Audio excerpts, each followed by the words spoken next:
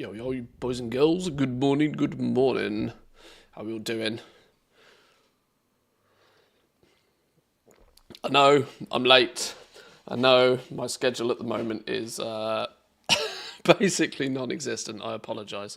I'm trying to keep organised as much as possible. But I hope we're all well. Hope you're good. Hope you're good. I want to obviously do the Mechanica farm this morning, first thing. I've got a couple of characters that my last 3 teams, for reference, my last 3 teams who I need to finish leveling. Then I'll have, well, at the very least, I will have 1 character on every realm in the EU. That's the first milestone check mark. I'm still keen to push for 25 total teams. Still keen to push for 25 teams simply because... Why is my dog going nuts? Nibs, what are you doing? Keen to get 25 teams on the go on the basis of that it's a nice round number. It just kind of works. Let's make sweet profit together. Check the last Wowhead news. We're getting a Longboy pet. We're getting a pet Longboy, are we? Oh, well, hold up. Let me guess. It's a time walking reward. I would put money on it being a time walking reward.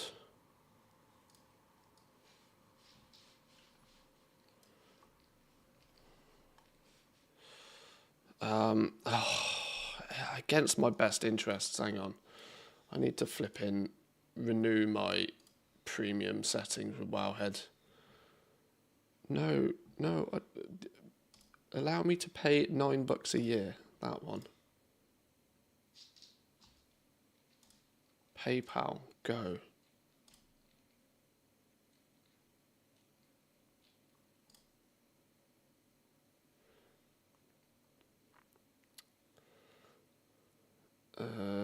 Yeah, that one.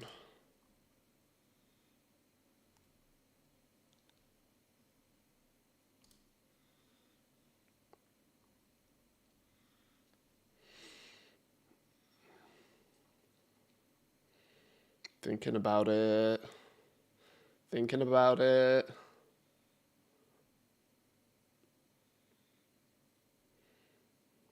Are we good?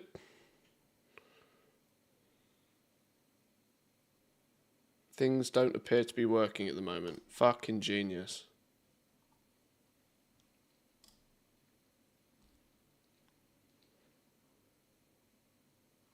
Yeah, cookies, whatever.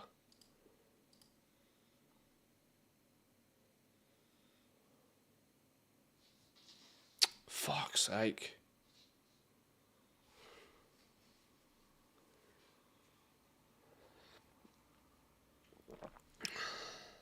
Well, looks like Wowhead doesn't want my money. So, ad block it is. Let it be known I tried.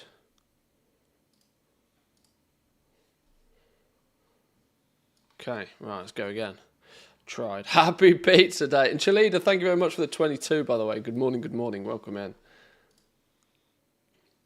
It is officially Friday. I don't think I'm getting pizza today. I made pizza yesterday. I didn't order pizza, but I made pizza yesterday.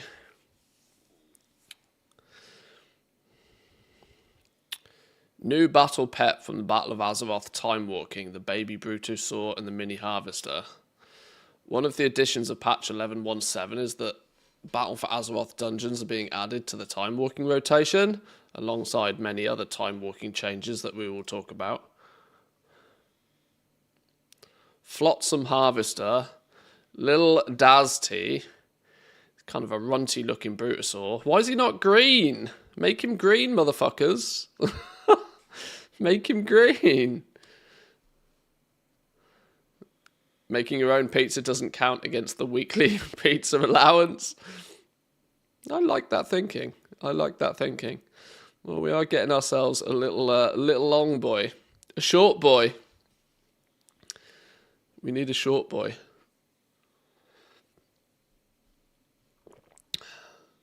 Nice. Cool. Yeah, there was some, not to get too deep into it too quickly, but yesterday they came out and they said, where's it gone? Right, okay, let's just use this one for reference, right? Time Walking Dungeons. Battle for Azeroth Time Walking is now available for testing. Cool, great, excellent, love that. These changes aim to make it possible to experience Time Walking Dungeons more authentically. Giving players the opportunity to use more abilities and practice their class damage rotations, their healing spells, or their defensives. When players wish to use Time Walking Dungeons to level up, we want you to learn your class in realistic combat encounters, especially boss encounters. This also acknowledges and rewards players who take the time to acquire powerful gear, since better gear increases your damage, healing, and survivability. We will actively monitor testing and feedback and will make further adjustments as needed. This is the biggest pile of BS I've read from Blizzard for some time. Like, actually complete and utter rubbish in that. Absolute utter rubbish. Absolute utter rubbish. 1. Time walking is meant to be a way to revisit content from way back in the past and just blast it, right? Just blast it. It gives you access to the old cosmetics. It gives you access to the old transmogs. It allows you to farm up some tokens so that you can then buy the extra cosmetics that they've attached to each expansion. It's meant to just, you know, be a fun event that is up occasionally. Let's not forget, all of the expansions, they come through on rotation, and so you're not necessarily seeing the same Time Walking Dungeons very often. We can often wait months before Burning Crusade Time Walking Dungeons come back round again, for example. And so this is just totally irrelevant to what Time Walking is. If they had put this next to we are adding more follower dungeons, then it would make perfect sense. If they replace the word Time Walking Dungeons with follower dungeons, sure, I get it. Allowing people to have a little play test with their rotations, healing spells, defensives, and so on. But this isn't what Time Walking Dungeons are about. This is never really what Time Walking Dungeons have been about. The way that they're going about doing this is they're going to increase the health of all enemy health increased in all Time Walking Dungeons. Boss health significantly increased in Time Walking Dungeons. So they're equally not really making them more difficult. They're just going to make them take longer to complete. They're just going to make the bosses and the mobs in there just sponges, you know, bullet sponges.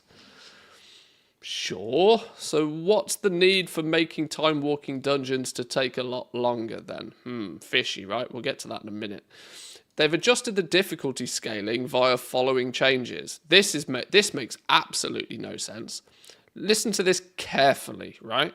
Lower geared players are now more damage resistant. Loosely translated to, the less gear you have, the less damage you take. Sure, that's not how gearing works. Incoming damage should be more noticeable against geared players. What? So you get more gear to be stronger to take more damage? No. What are they smoking? How does this make any sense whatsoever? Fixed an issue where item level scaling did not account for enchants, gems, and other power sources. Now, this could be maybe possibly somewhat focused towards them trying to make level 10s that stack a bunch of gems and enchants to scale higher than what they should do based on their item level, so that they're not broken OP, maybe, possibly. But these two lines above here make utterly no sense whatsoever. Absolutely batshit mental crazy, especially because only 2 sentences before, this also acknowledges and rewards players who take time to acquire powerful gear, since better gear increases damage, healing, and survivability. Well, it doesn't if you make more geared players take more damage. Hello? I have no idea what's going on at Blizzard HQ. No idea what they're thinking with these time walking changes. Like that. The fact you cannot be more contradictory in 2 sentences if you tried. Absolutely mental case. I didn't mean to dive into this quite so early in the stream. I know we're only 13 minutes into the stream, but my, this is just bonkers. Absolutely bonkers. I mean, so the reality is I have absolutely no idea what this is actually going to pan out to be. Let's also not forget that it wasn't that long ago they tried to make time walking dungeons harder. And in making time walking dungeons harder, all they basically did was kill people's desire to go and do it. Because people look at time walking dungeons as a way to blast through a few old dungeons for a little bit of nostalgia, but to absolutely dumpster them for some tokens, for some cosmetics, and for some easy alt leveling. Nobody, not a single person ever has looked at time walking dungeons as a way to practice their classes' damage rotations, healing spells, or defensives. Nobody has ever looked at time walking dungeons in that vein of light, especially considering they're here one week, they're not here the next. This is what follower dungeons are for. They should expand the follower dungeon pool to more, they got Dragonflight, they've got the War Within follower dungeons, beautiful. Go back a few, add follower dungeon options to the past expansions, then you can do this. So weird. So weird. They're going to make time walking dungeons drop adventurer gear instead of explorer gear. Cares nobody, because guess who's not doing time walking dungeons? Level 80 characters, because why would you? They already don't give you any upgrades at level 80. Time walking has evolved into a system that is entirely for blasting and leveling alts. The fact that the only reason you get level 80s in there at the moment is because they give you that one little box that's go do a bunch of time walking dungeons, get a piece of gear that might be a tier above where you're geared already. Fresh level 80s maybe. This doesn't matter. Complete a time walking dungeon will now reward you 25 time walking badges up from 10. So they've clearly this is, to me, is a strong indication, because Blizzard doesn't do anything just because they're nice. This is a strong indication that they're going to try and make the duration that it takes you to complete a single time walking dungeon at least 2 times longer. So if it takes you 10 minutes to do a time walking dungeon now, they're going to want it to take you 20, 25 minutes to complete. And they're going to do that by just making the bosses and the mobs in their bullet sponges. What? None of this makes sense, Blizzard. Every single sentence in this blue post is contradictory to the sentence before. It makes no sense. It makes no sense until, right, you ready for this? It makes no sense until later in the same day, it's figured out that, oh, hang on, wait, what's going on here? Time lost cosmetics. Oh, what is this then, you may say? Oh, well, they're adding a bunch of really cool cosmetic items to time walking dungeons. Yay!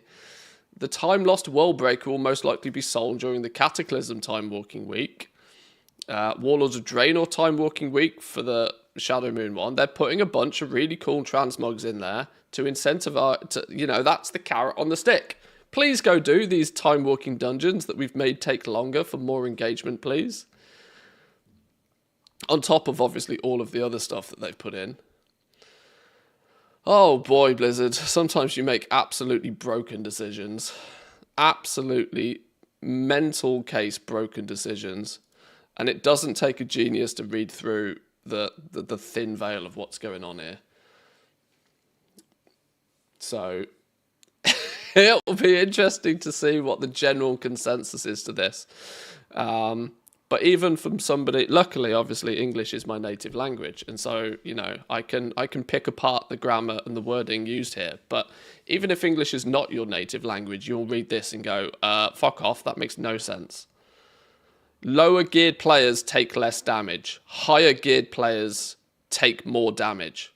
What? Scaling was already broken in Time Walking, so I suspect with this they will break it even further, and it will be even more ridiculously busted for people.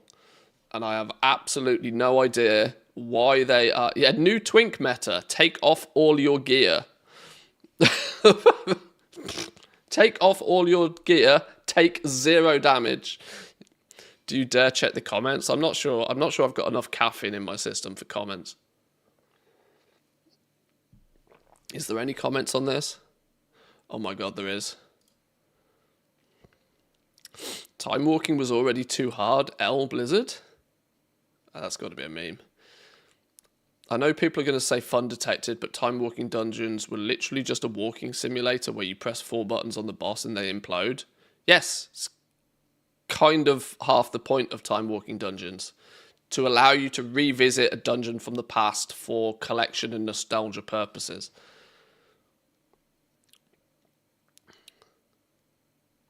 And, you know, predominantly as an alternative way to level alts. Sounds great, beating time walking dungeon bosses in 15 seconds or less wasn't fun. Neither was a level 11 Twink Fury Warriors soloing everything with whirlwind spam.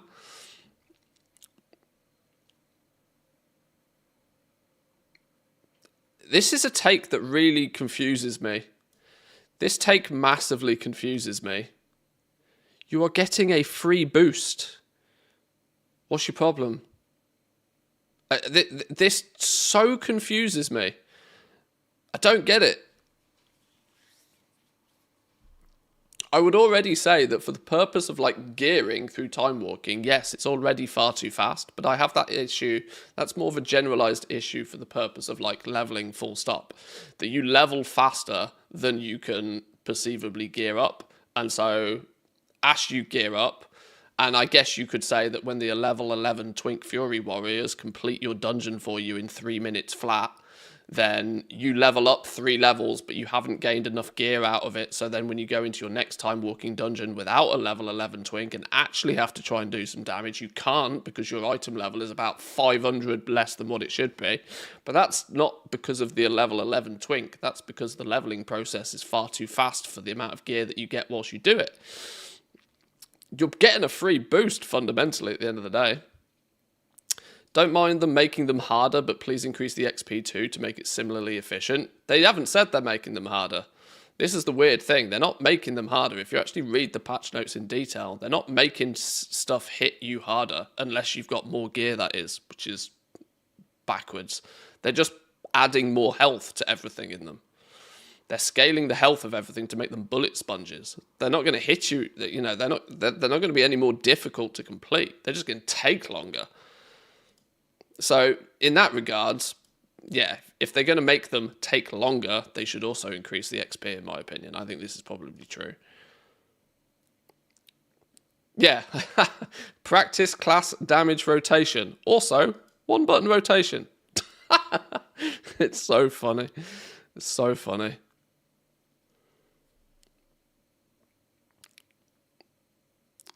Man, time walking sucks. I always hate running it. What if we increased the chance of failure and made it take longer? Oh no. I'm happy for the time walking changes, hopefully to make Fury Warrior tanks obsolete.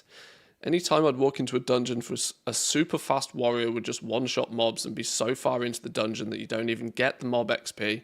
It was an abysmal experience. Sure, it's fast, but I pay to play the game, not sit on my butt though. If I wanted that, I'd pay for boosts. You're getting one for free. Take it and be happy with it. Or find friends to do dungeons with that aren't level 11 Fury Warriors.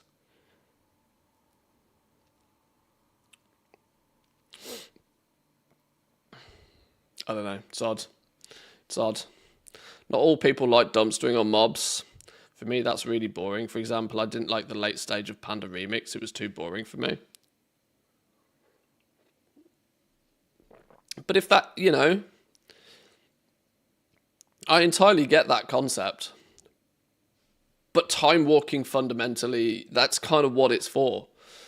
You know, it's ended up being a nostalgia kick, a transmog collection system, you farm up your time walking badges. You ultimately just want to get the dungeon done as fast as possible in most cases once you've got your nostalgia kick out of the way from running the old dungeons. The regular leveling dungeons in the chromie time of your choice are significantly less likely to be dominated by people absolutely zug-zugging them. So odd. They just seem really odd. I mean, whichever side of the fence you sit on, really, on this one, like, there's clearly a bit of a divide here. Some people are like, oh, well, I'd like time walking to be more meaningful, and some people are like, well, yeah, just zug more. But regardless to which side of the fence you sit on, these patch notes are like just backwards. Just backwards.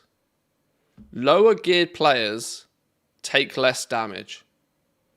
Higher geared players take more damage. What? So the more gear you have, every piece of extra gear gives you negative armor. Love that. Love that. Nothing says fun like getting more gear and feeling weaker. And the irony, the sense of irony for me is practice their classes, damage rotations, healing spells, or defensives in the same patch that they give everybody a one-button macro. It's just, oh boy. Anyway.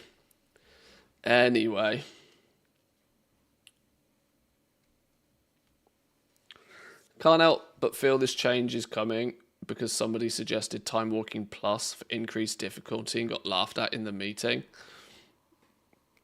You could have heroic time walking dungeons for level 80s if you really wanted. And then you could start giving better gear if you really wanted. Like, there's so many better ways to approach this than to, like, just make everything a bullet sponge and then reverse the natural logic of gearing and fundamentally try and make the entire dungeons not more difficult, but just slower. It's very strange approach. Very strange approach. Like I said at the beginning, if you replace the word time walking dungeons with follower dungeons, this whole thing starts to make a little bit more sense. Oh, they're going to add more follower dungeons to past expansions. Oh, well, that's cool. That means I can actually experience those dungeons at my own pace, learn my rotations, practice my healing spells and defensives. That would make 100% more sense. This is odd. It's just odd. It's very odd. Very strange. I don't get it personally. This feels like Blizzard, the left hand is not talking to the right hand sort of situation. That there's just an air of confusion about what the actual goal of doing this stuff is, which is weird. I can't quite put my finger on it. Naked characters meta. Yeah, take all your gear off and be invincible. So weird. I mean, that's, you know, clearly an extreme, but them proactively, them specific, because some of the difficulties with time walking right now is if you actually do time walking between level 70 and 80, you kind of find that the scaling, ultimately, all of the issues with time walking revolve around the scaling, right? Scaling is so broken that you can be a level 70, 75 character and shit can one-shot you, yet you can be level 11 and you can stack so many stats at level 11 that it scales you to god tier levels, right? It's just the scaling that's totally broken in it. Increasing the health of stuff isn't going to make any difference to it, really. It'll just mean that level 11 Fury Warriors have to press one more GCD per pack, basically. It's very odd. It's another, for me, it feels, once again, like they're not addressing the actual issue and fixing the actual issue. Oh, I haven't even picked up my weekly quests. It's Friday and I haven't even picked up my weekly profession quests. Oh my god. That means I've definitely not been doing any anything constructive profession-wise this week. I guess we can go full screen for this. Kind of agree the level 11 Fury Blast can be disrespectful to others. I only went into public time walking with Twinks twice and asked the group if they're okay with a fast run or prefer to take it slowly.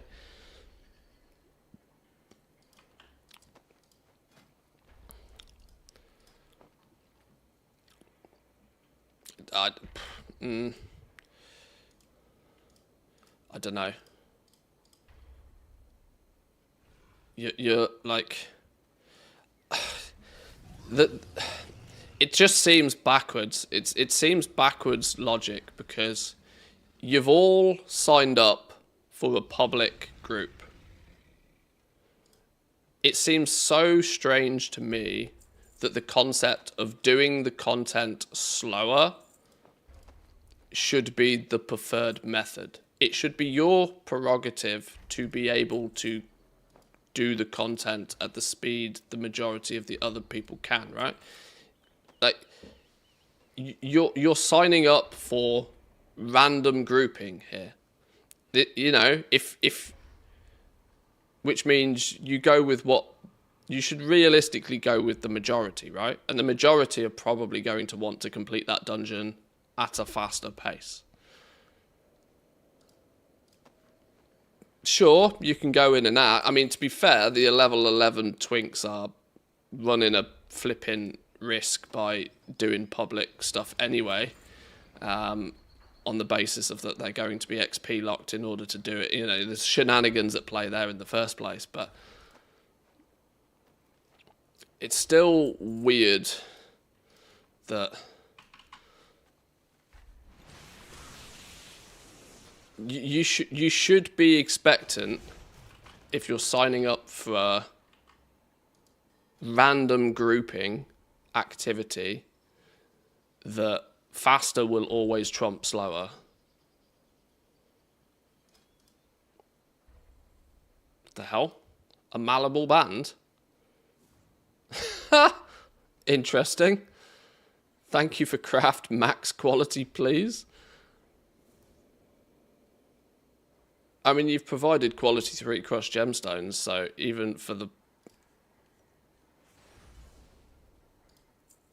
Okay, interesting.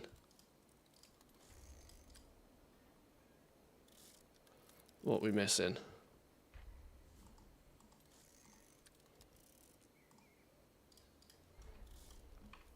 I don't know.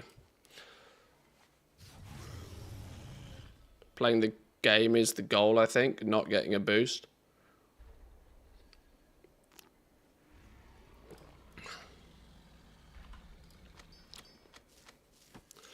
Well, but then take your free boost, leave the group and queue up again. Or if you deliberately want to take it slowly, hunt out players who also wish to take it slowly. It doesn't. It equally doesn't seem fair to force somebody who does want to do it fast to do it slower. This is where I'm torn on the whole subject, because yes, it's somewhat of a legitimate argument to say that some people might want to do the dungeon slower, but in that same light, it's also a completely legitimate argument to say that the same people who also queued up for a random dungeon want to do it faster. I mean, sure, you could go with the consensus, but I think the general overall consensus is faster is better. If you're turning up in a randomly grouped together queuable piece of content with the special requirement that everybody else must go at your pace, I think that's kind of... You can do that, but I think you should do that with a pre-arranged group of people who are also understanding of the fact that you want to do it slower. Does that not make sense? The people who want to go... Why should the people who want to go fast and have prepared themselves to be able to go fast, why should they have to go slower unless it's pre-arranged? I'm not saying that that isn't a possibility. I'm just saying that that should be something that's pre-discussed with the group before you go into it. And if you queue randomly with others, you have to kind of expect that if the majority want to zug-zug, then zug-zug is the speed you go. I'm not sure.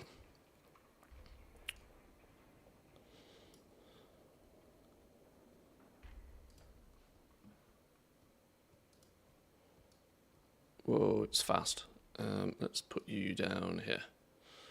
Oh, is this XY located? If it's XY located, the problem's going to be is that when I do this, it's going to move.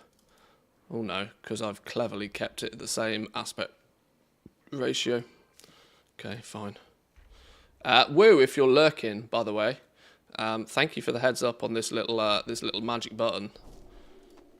There's a little for those who are paying attention right now, ignoring my rant if nothing else. There's a little add-on called, what is it called? Begins with N. A little add-on called New Openables, which basically creates you a little button. Anytime you have like an openable item in your bags, something that has become quite frequent an occurrence, especially if you're doing patron orders, or whether you're getting all of the little goodie bags from this leveling event right now. It just slams a little button that you can put somewhere. You can keybind the button if you wish, or you can just like spam click it to open everything in your inventory rather than having to go through and open this and open this and then open this and then open this. And I'm probably going to combine that with scrap, which for some reason seems to be switched off again. I can't seem to keep my add-ons in check, however hard I try.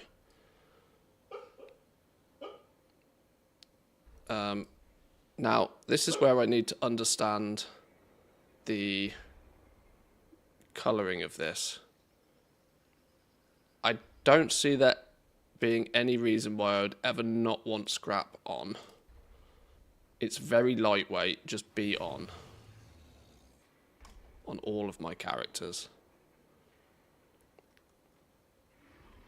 Can you blacklist or prioritize containers? Yes, you can blacklist. If there are certain things you don't want to be opened, yes.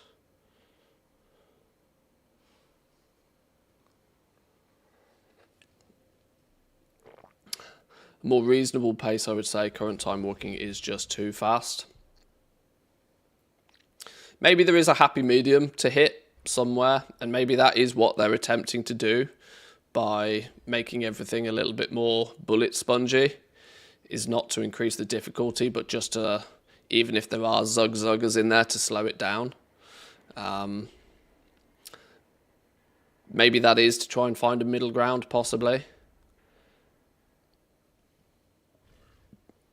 But their seeming their weird and wacky choice to try and make better geared characters take more damage and lesser geared characters take less damage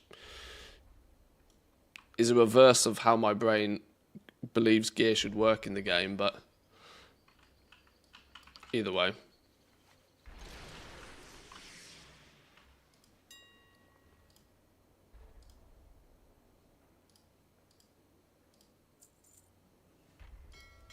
Oh no, I was using that.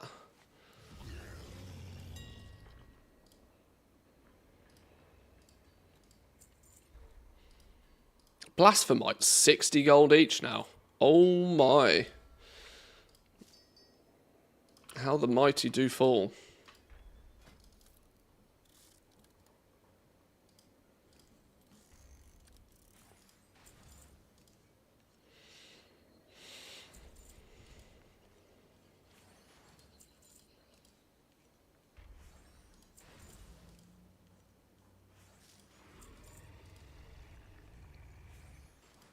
Wait, I got first time craft bonus on something then. How do I still have first time crafts? Wow, really? Okay, sure. You can see it's a clear and obvious indication that I'm not really pushing for knowledge points anymore, isn't it? When I leave a big old list of first time crafts on my main profession.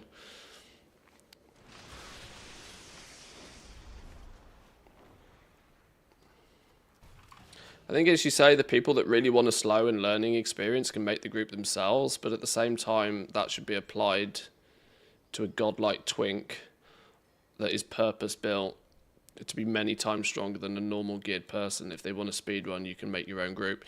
Yeah, I mean, see, the extreme level of the whole level 11 twinks absolutely blasting is there's kind of you know, there's issues there already because they're by proxy of the fact that they're level locking themselves and doing extracurricular activities does kind of make the fact that they can queue in with randoms a bit strange in the first place. So yeah, I think there is definitely room for a happy medium, but just forcing absolutely everybody to have to go slow, because if you the approach that they've taken, right, if they slam a whole bunch of health on every single mob in there, then that might slow down the runs that have that absolute pumper in there, but it is going to make the runs where you don't have an absolute pumper feel like a grind, right? Because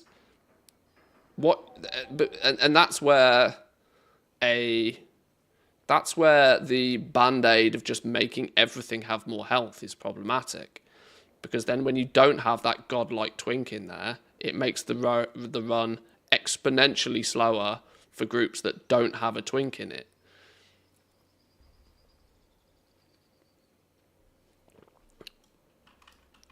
You know, an indication that the underlying issue is what should be fixed, not flipping band-aided all the time.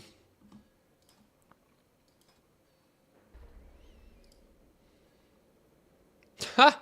This same guy's put in work orders for a whole bunch of stuff. And he's throwing top tier materials in everyone. Top tier missives as well. We'll sort this guy out. I've got no other reason to be using my leather working orders. Why not?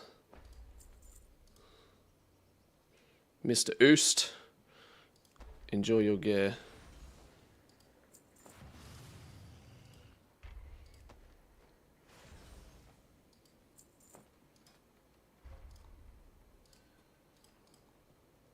Oh, okay.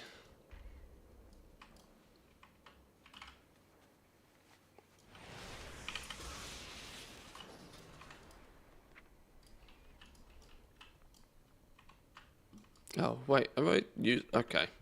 Yeah, so this little button, for example, now I can click it and it'll open my little goodie bags. The icon will then change to my knowledge point books from the weekly quest. It's also then got the flicker and then it disappears when there's nothing left to open or use, which is nice and handy. Saves you fishing through your inventory all the time.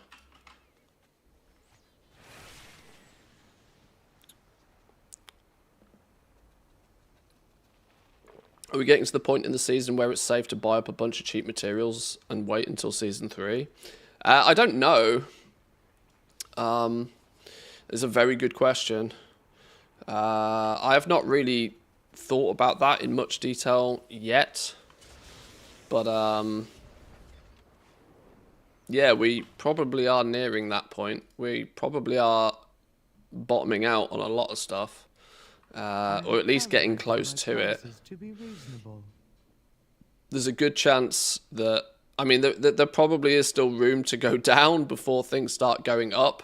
The time to where they start going up is usually the very second we get the PTR, or at least some sneak of an information to what's coming in the next major season. So once 11.1.7 is in our hands, and once we start thinking about 11.2, that's probably where things will start bottoming out and speculation starts kicking in.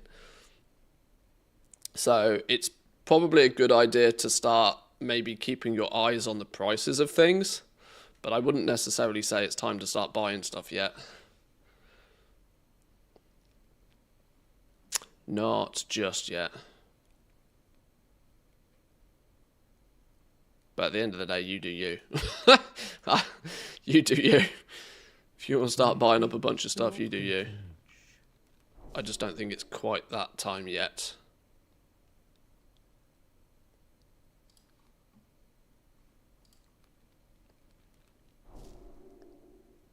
I have an extended supply of goods for Outlanders. Return and peruse my inventory again. I didn't mean to press that button. Shit. Didn't mean to press that button. This is where I need to configure scrap.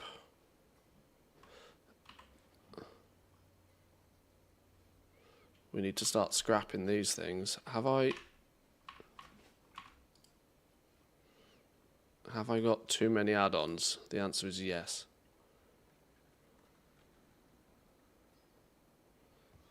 What is this add-on? What even is that add-on? Where the hell did that come? Is this rarity? Must be. Reigns of the Grand Black War Mammoth. Apparently I've had 99 attempts on it, and I'm currently unlucky.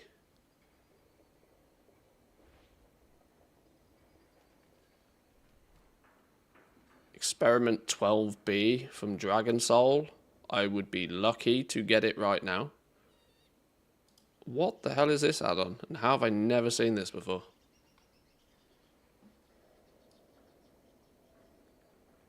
Sharkbait's favorite cracker. Oh, interesting. Battle pets. Oh. Wow, this is an interesting one. Wait, what? Whoa, hang on, come back. Where did you go?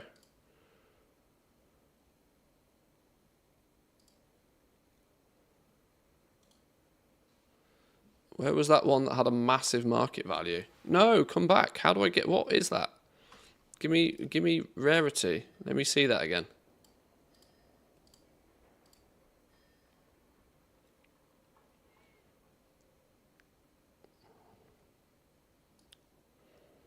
How do I get that screen back up? Like, permanently?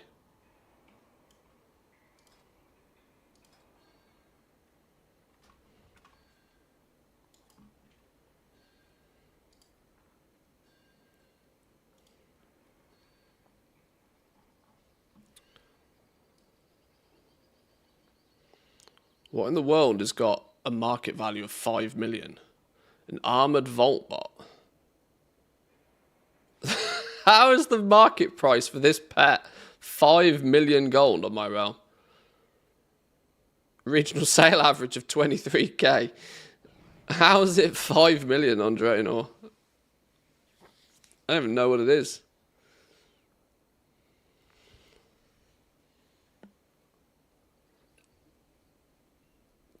One in 75 chance you are lucky if you obtain it in 52 or less. Rarity has one coordinate for this item. Control and click to make TomTom waypoint. Wow.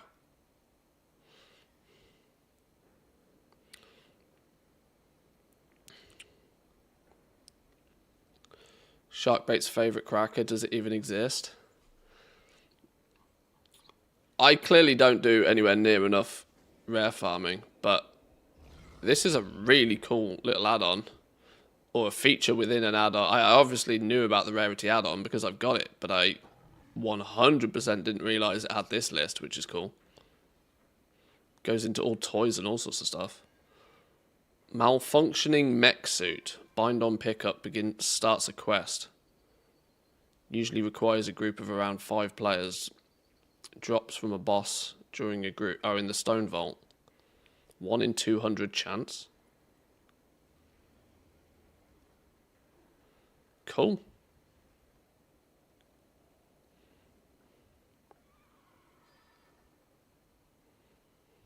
Din's drum. Warband toy from the Zaralek Cavern. 1 in 20 chance. Lucky if you obtain it in 14 or less.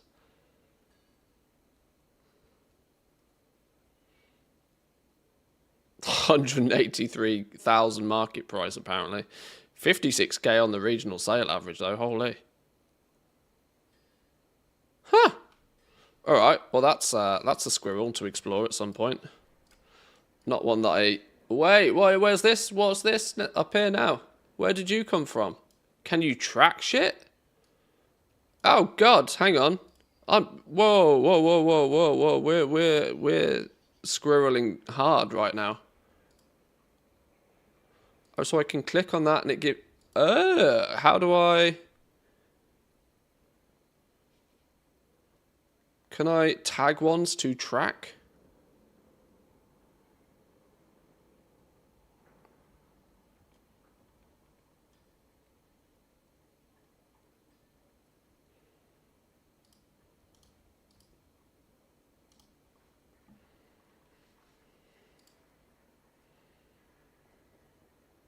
Where did the button go? Where did the button go? I've lost it.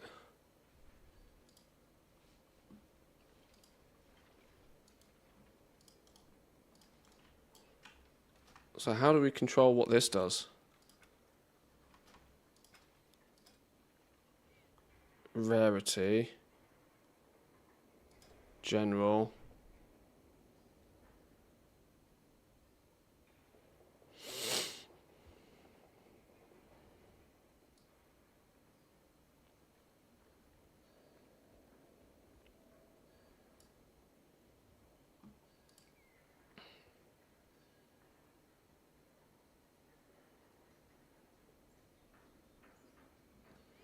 I don't know what this is to change it.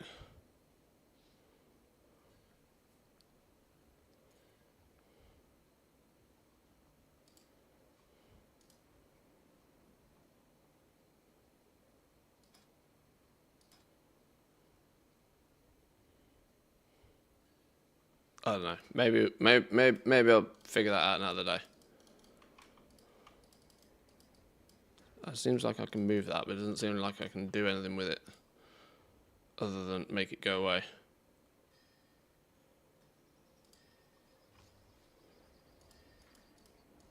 I don't know how that one is specifically tracked, or why, or what I did to track that one specifically.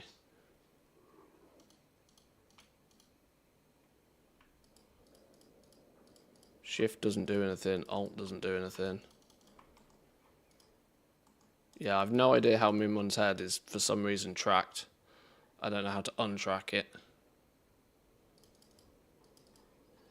Control and click to change the sort order.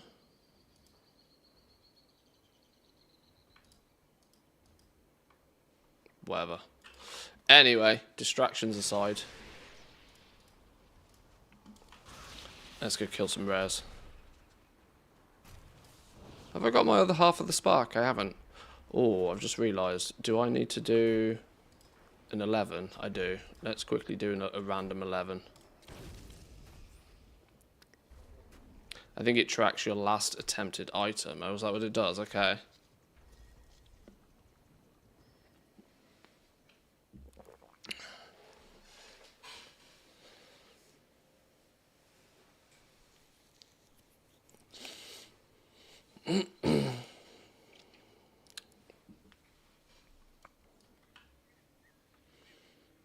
Which one are we doing? I don't have a key. Reverse. I apparently don't have a key.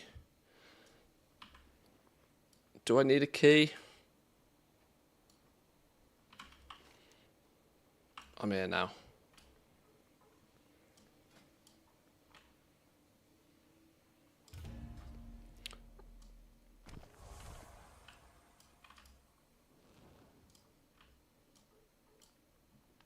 Bundles of candles. Need candles. Fork handles. 4 candles. Handles for forks. Grab one of those enchanted candles to stay safe from these shadows.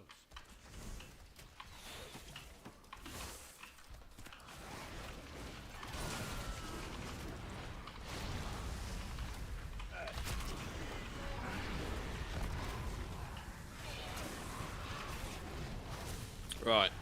Let's do our absolute best to not shithouse this. You got to dodge. Stolen keepsakes recovered. So that's got to be these things, right? Can we click these in combat?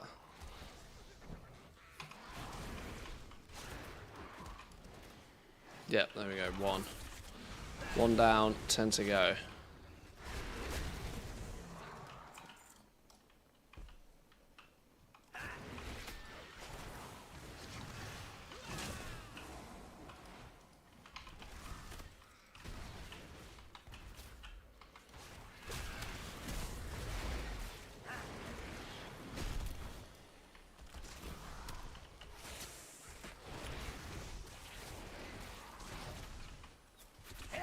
Yeah, one day I might take collecting mounts a little bit more seriously.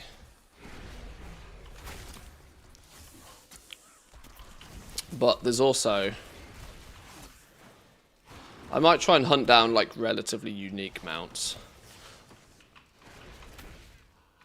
Once upon a time, I did try and just collect all of them. But there's so many re-skins and re-colours of mounts now that I think if I was going to try and put any more effort into mounts, I would just go for, like, unique ones. Ones that you might actually use, you know. That's more like Cash in some streamer luck. I mean, we did that with Ashes, for example. One week I decided I wanted Ashes, and we went and just got it. Which, to the great annoyance of some other people. I think it took me, what, 30 attempts? Probably less than 30 attempts to get Ashes. Which I think probably did put me slightly on the lucky side of things. Can we pick these candles back up again? Yeah, go for the big ticket ones, the prestigious ones.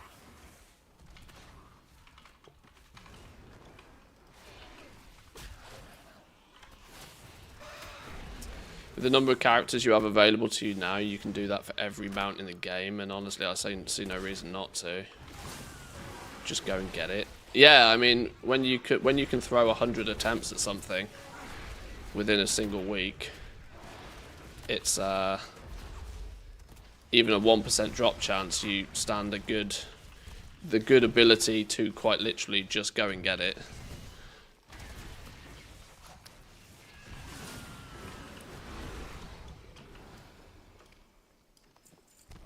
It certainly would be one of the take advantage of having lots of character things.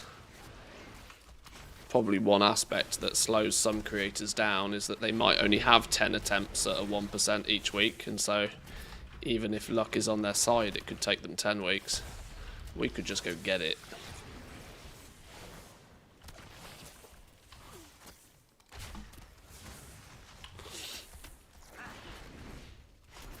I use the Mechanica alt army to run Ashes on a multi-box setup, just brute force the chances. Yeah, I say that's it. Yeah, just get to the point where you're like, right, let's just go get stuff.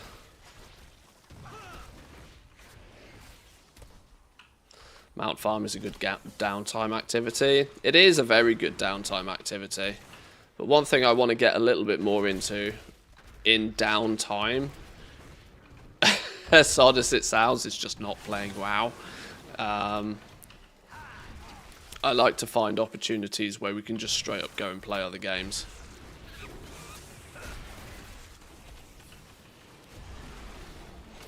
For example, you know, I'm a big fan of the factory sims. You know, we've played Factorio in the past. We've played Satisfactory. We did Foundry a little bit before the War Within launched.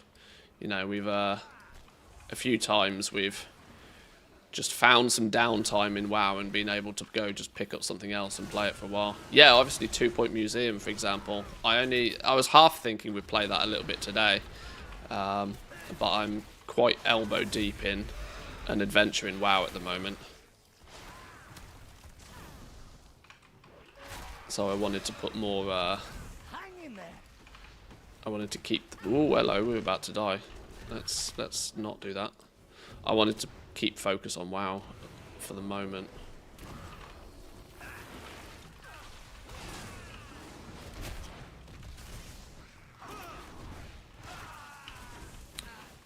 Do that once you've 99%ed WoW.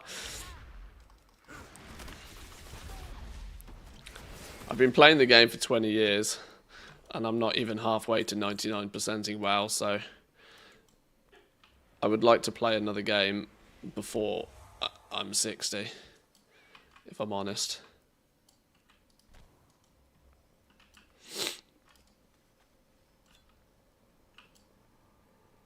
Why did Bran not get experience from that? Oh, there we go.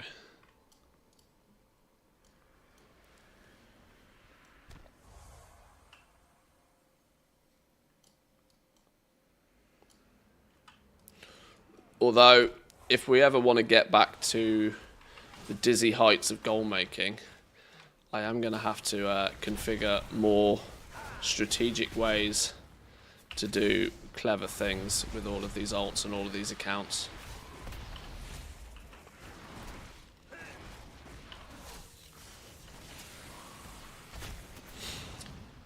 If I could go from like 60% to 99 in less than a year, so can you. True. You have, well, I think you may have been lurking here prior to my knowledge of what it is you do on a day-to-day, but like it's, I became aware of you when I think I figured out that you were one of the few people who had like 480 level 80s at one point. But from that point, which was obviously quite far into your journey already, from that point I imagine you have absolutely just like blasted through most of the game with as many characters in hand as you do.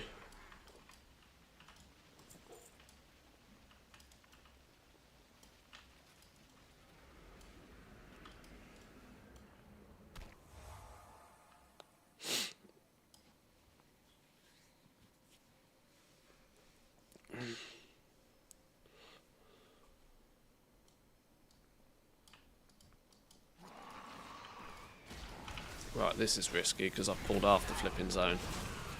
Alright, let's pop off here and actually pay attention for a second. Smell that? It's treasure. I know it. We're close. Don't be killing George now. Bran's got your back. We only got George yesterday.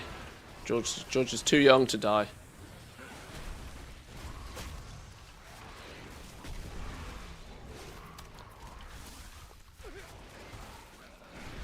What does he have? Pin. Slowing movement by 50% for 60 seconds. Okay. Unfortunately, George has got a shit ability. I was hoping being a crab he'd have like some tank ability or something, but he's also only got fortitude, so that's killed my bloodlust. Actually, I should switch him out of being tank, shouldn't I? Grab one of those enchanted candles to stay safe from these shadows. I've suddenly realised I am not convinced that I picked up half of the chests from the last area. So this could be problematic. I've only got 3 of the stolen keepsakes so far. Do a quick 11, he says. Don't shithouse it, he says. Nearly died twice. Forgets to pick up chests.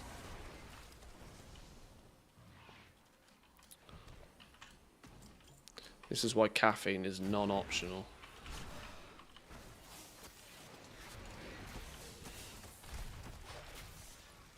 You know how people say, I could if I wanted to. A day came where I was like, maybe I do care about toys, pets, and achievements, and then I just did it. Well, yeah, that's how you do it. That's how you do. Much like if I got it into my head that I actually wanted to hit 100 mil again, I would just go out and do it. Like, I truly believe I have all of the knowledge I need to do it. I just don't.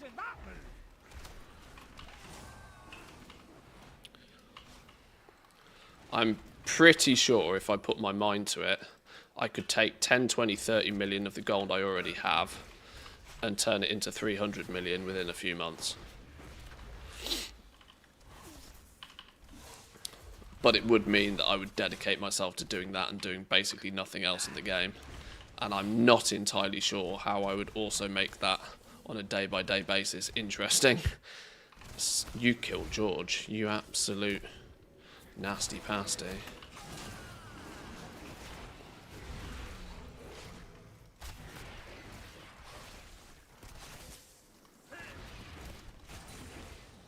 I mean, there's no denying that documenting the success of doing that would be at least intriguing to some from like a YouTube series perspective, but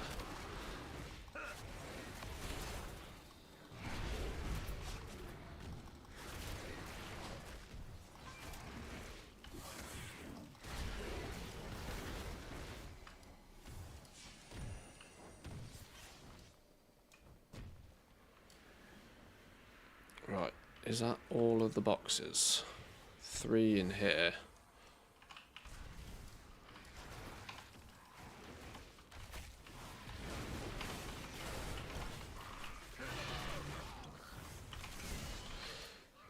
Take a page out of Mr. K's book, do some giveaways along the way.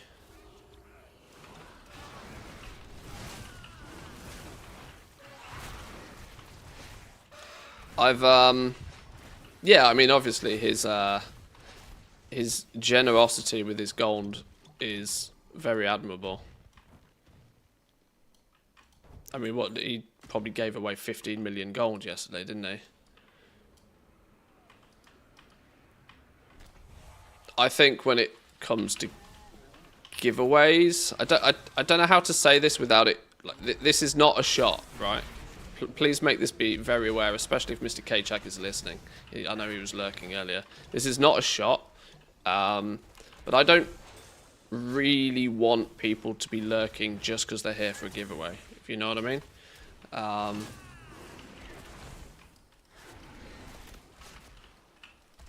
I would hope that I could... I hope I could provide enough value for people to be here normally. If that makes sense. If people just want to be here for a giveaway, then they can just lurk for a giveaway and they can enter a giveaway, and if they get lucky, then great, excellent. But this is why I've often steered less towards the giveaway system, if that makes sense, as a way to, you know, attract people to the channel.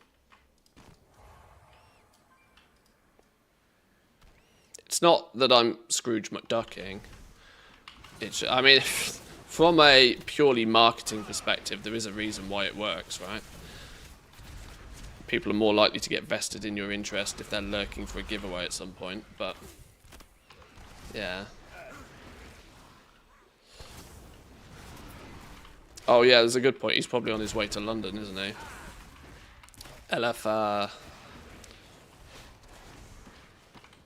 LFG's this weekend. Saw some sponsored posts on Reddit from K-Chat promoting his channel and his guide. Yeah, I've spoke to him about that.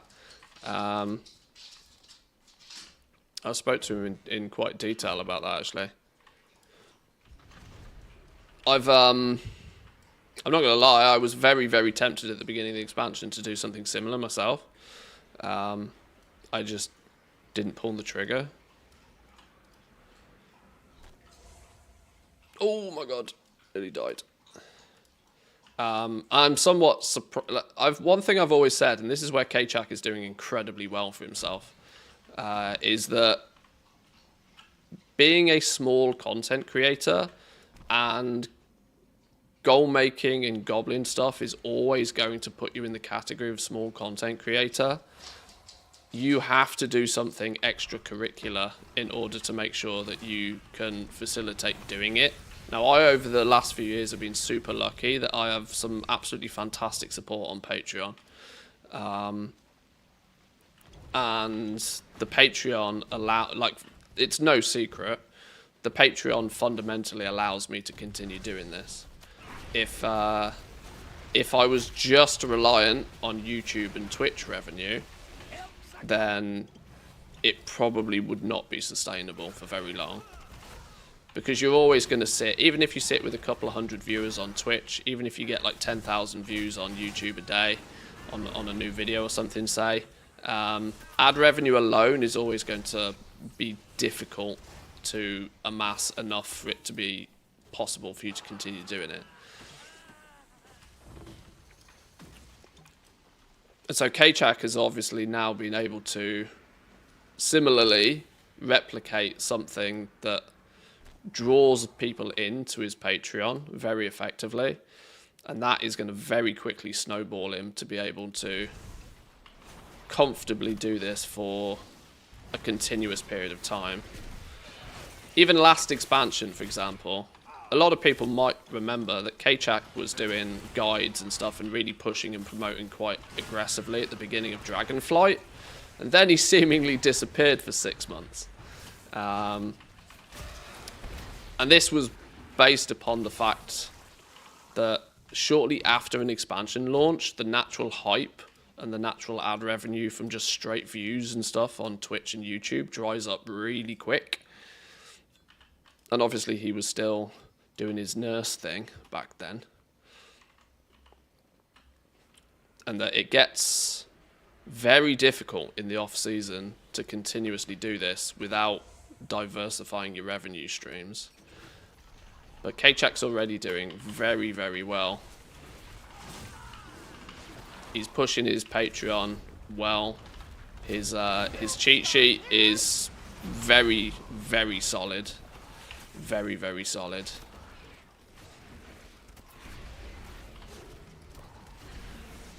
I went the route of creating a profession guide this expansion rather than focusing on a cheat sheet. And that has done reasonably well. I think it's helped quite a lot of people. The difficulty is that it's not quite as evergreen as I sort of thought it might be, because people's knowledge of how the profession system was actually significantly stronger this expansion, because we basically had the same in it, not all that much changed from Dragonflight. So the value, I can definitely see the value of my guide has dipped over the patches. What people really want is that tool that tells them that craft this and you make gold. People want, you know, people want to be given the fish, if you know what I mean. Which I might focus on a little bit more for midnight. It's a bit late to get in the game of like creating tools and stuff now, I think.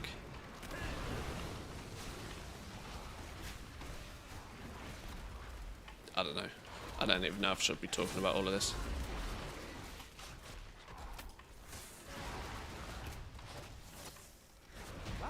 Sometimes I worry I'm too honest with you guys. What's happening at the LFG event? Well, he's going to it. It's the LFG is initially set up by Mr. GM. I think he set it up for the first time last year. He's doing it again this year. It's in London. I contemplated going. But for me, obviously, I don't live in the UK anymore.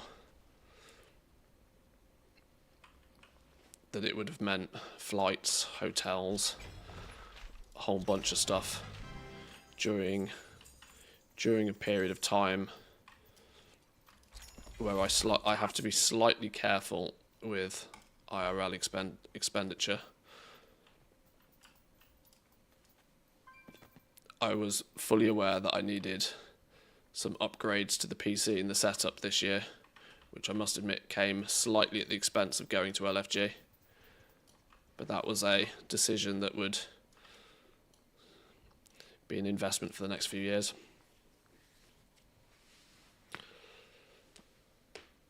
What is the LFG event? It's just a World of Warcraft creator and fan meetup kind of thing. It's going to be streamed over the weekend. Last year, Mr. GM streamed it on his channel, but I think they've set up a separate channel for it this year. I didn't get the key, did I, to open the box? Oh well, let's just half back.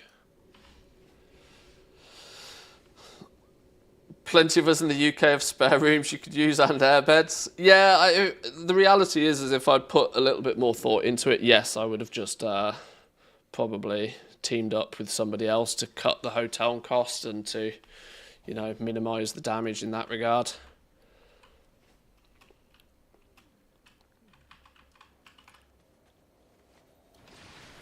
Oh, there we go. So they've made a new channel for it, LFG Warcraft. Worth giving that a follow. That'll be, I don't know, is there like an event schedule or something attached to it? It's only got 146 followers. 147 now.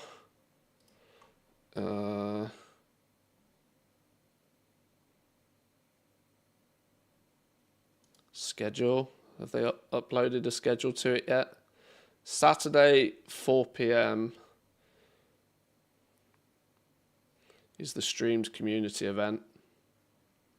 I think K-Chak and Bear's Adventures are doing a little, they're on a panel talking about content creation.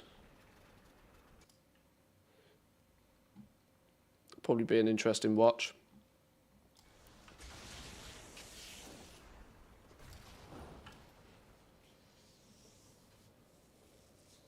Bed rental for gold. Cash in some of these shiny coins. Right, let's get a few rares killed. Additionally, I also need to set up scrap on these accounts. I think is going to make everything much easier to navigate. Is actually Swigs up on this realm? Oh, yes, but you're dead.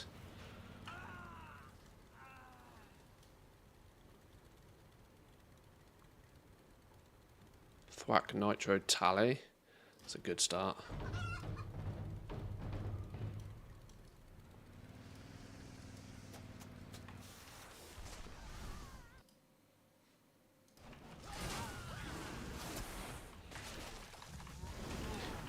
Sounds a little against TOS.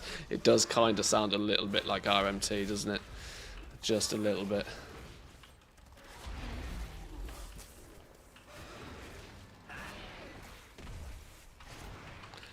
It's certainly, if nothing else, skirting the border. Right, is Thwack and Nitro actually up on this shard? Well, Nitro's there at least.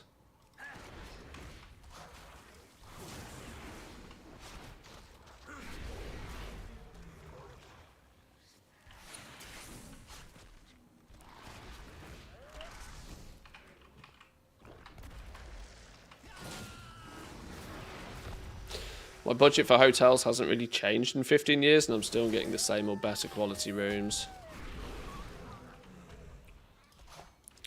That's maybe where we slightly differ then. I don't have a budget for hotels, full stop. is my thing. On my accounting sheet, hotels are not budgeted for at all, which is probably problem number one. Go talk to him?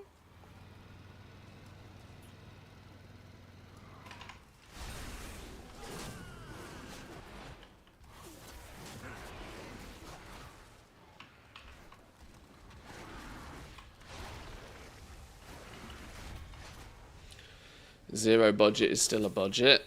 Well, I suppose. In a weird kind of way. Who do we need? Swigs.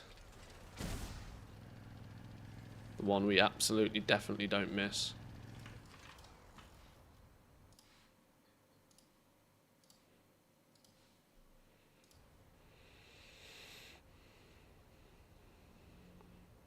Right, whilst we seemingly don't have swigs up, let me go add-ons. Let me go...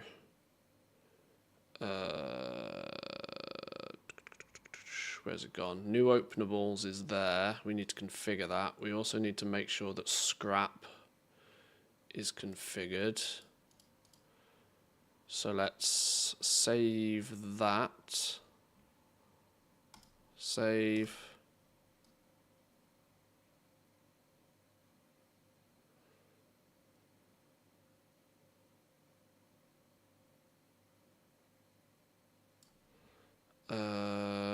We're going to add that as well, you know. Syncing all of this info is going to be useful. My totally not heavy profile is starting to get...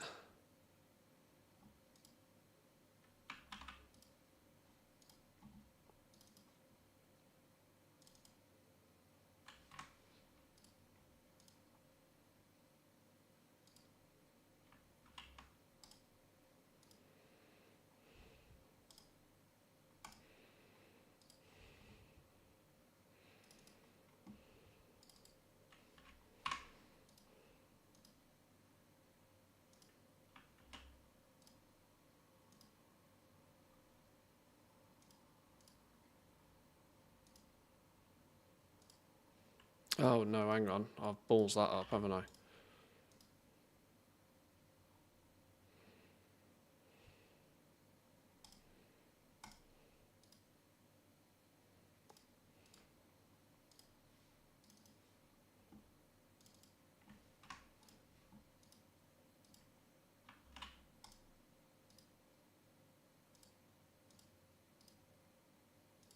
Make sure it definitely saves. Undermine's super busy for me today. On a Friday? On a Friday? Why would it be overly busy on a Friday? Is it that it's maybe, you know, maybe it's weekend traffic already?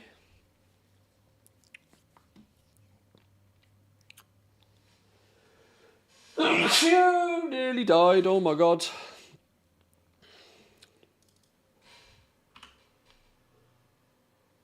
Right, let's test something.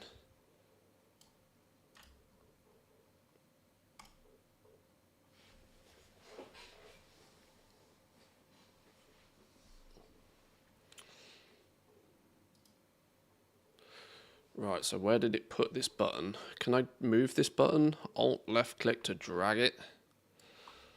I need to make that button bigger. That needs to be a hooning great big button on these accounts. Needs to be mahoosive. Skin the button, make it flipping huge. Is that as huge as we get? Is that really as huge as we get? Can we not do bigger than that?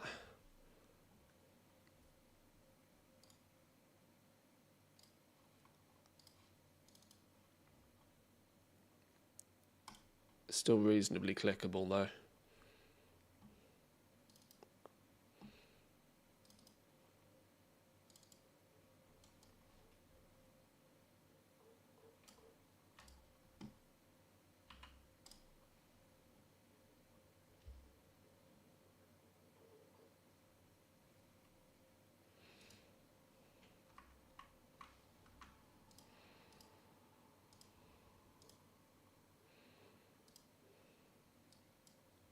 big as it can be.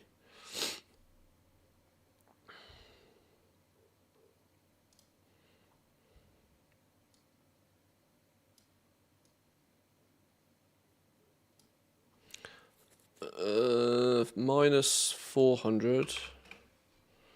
Minus 300. That's not aligned, but they're two numbers that are easy to remember. So it's in the same place on each account. Minus 400, minus 300.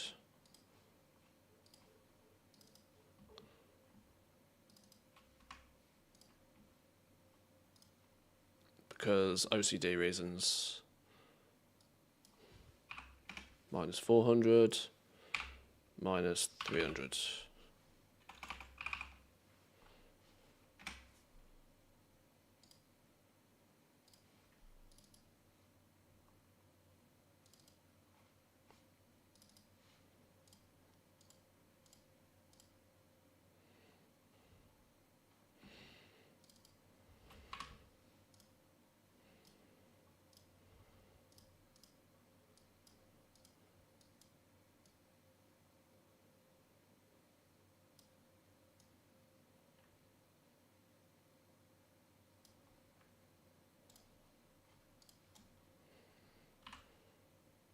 Does it work over here?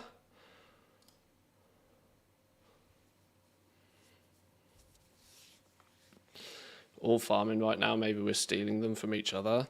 I mean, it's entirely possible that we're at that point where we're actually all just like stealing each other's tags.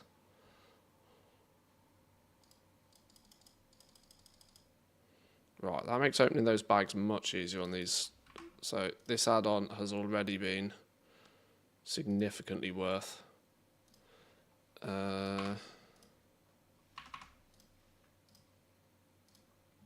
Touch annoying to set it up so many times, but welcome to the world of multi-boxing.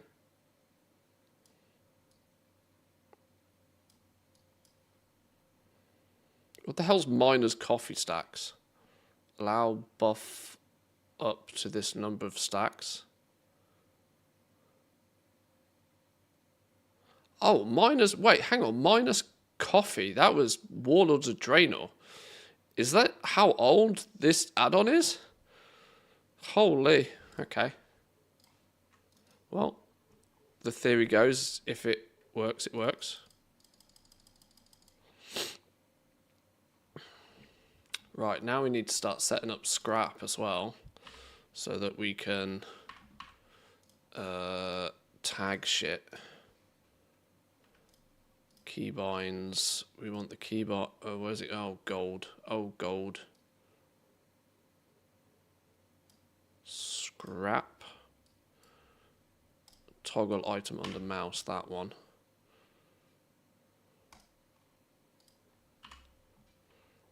So then I can easily say you.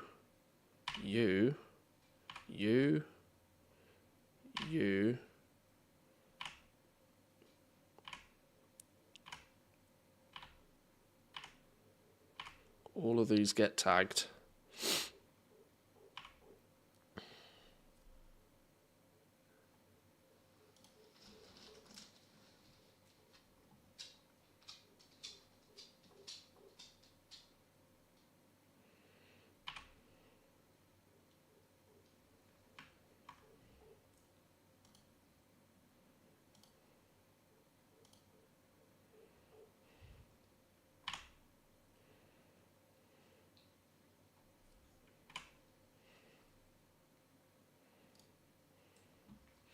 Now, does scrap should work account wide, but I'm going to have to tag everything on all of the different accounts, I believe.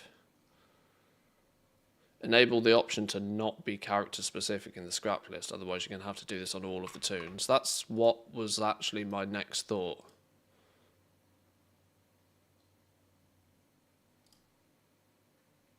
Oh, fuck. Undo character specificness. Filter. Low equipment. Get rid of it all. Item level threshold. Control the item level below which items are junked based on the percentage of your current gear level. For example, 100%, any item below. Okay, 15% below is fine.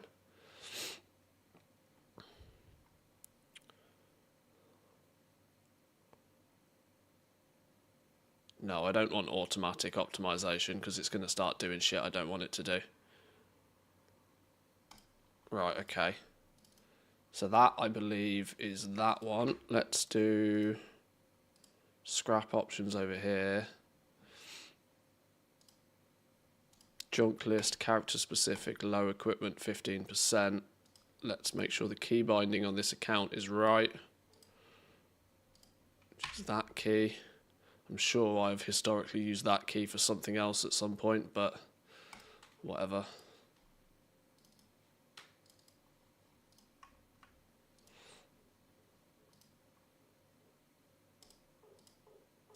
Junk list, low, not character specific.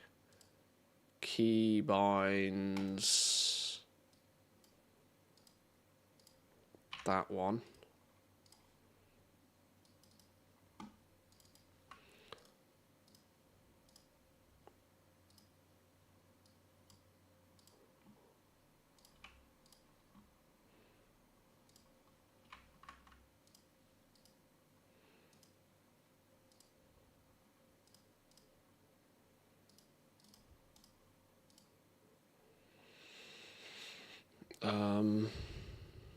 Okay. Right, so let's put this to test then. We've tagged everything. We should then, in essence, be able to come to you and shit just disappears. We have to press the button to make things disappear. Why is it now saying no junk to be sold?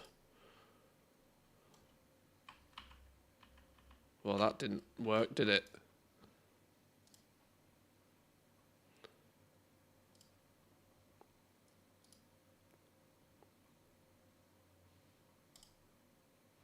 Why are these things marked and why is it not selling them?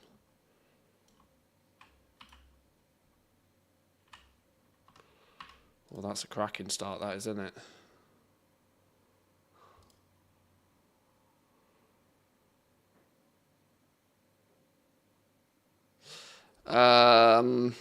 Safe mode is on. Does that, in essence, mean...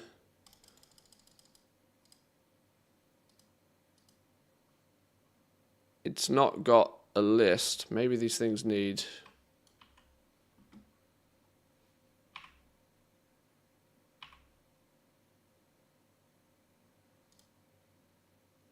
let's try tagging this again.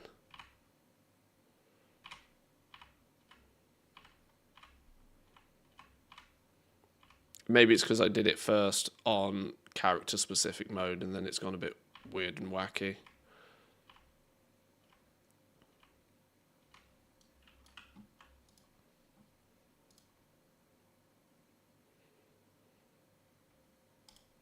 I can press it again to override the safe mode and sell another stack of 12. There we go. Right, that seems to work. The question is now going to be, is it going to work on the next character? Let's do a reload to save settings, if nothing else. So let's now try doing some taggy tags.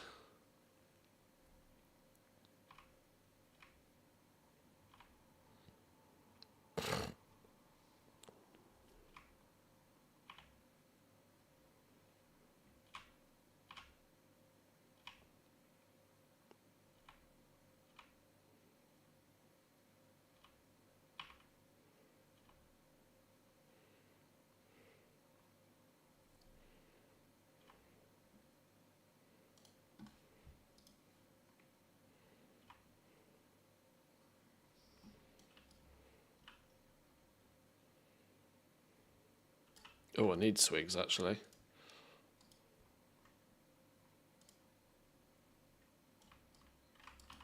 Right, and that's leaving just BOEs lying about. Okay. Quick. Oh. Ha! Swigs was up on my home realm anyway.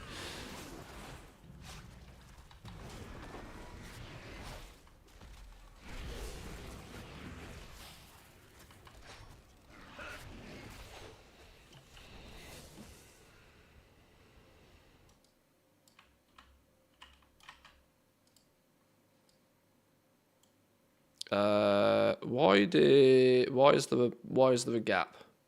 Oh yeah, because you're outside. That's fine. You're meant to be outside.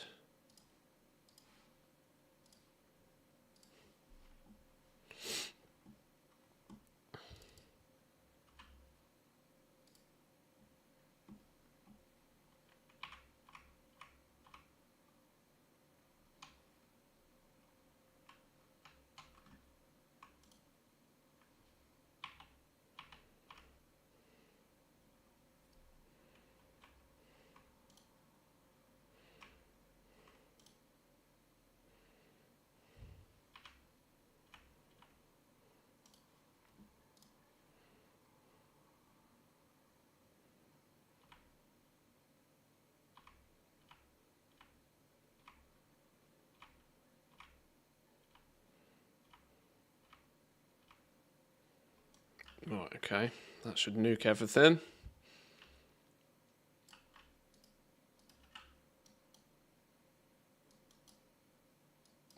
Why? What's going on here? Why can't I say hi to you?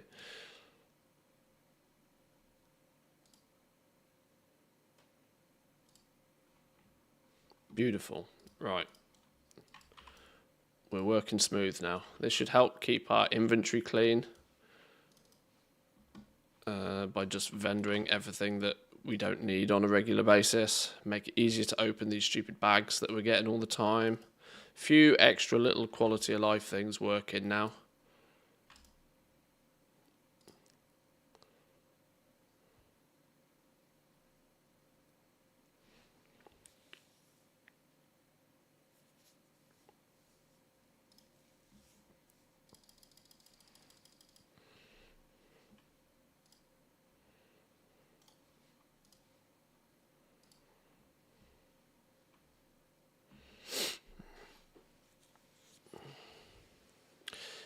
Decaying mecha scrapper construction kit. Create a mechanical scrap bot that repairs equipment and buys nearly anything. Isn't that an engineering thing?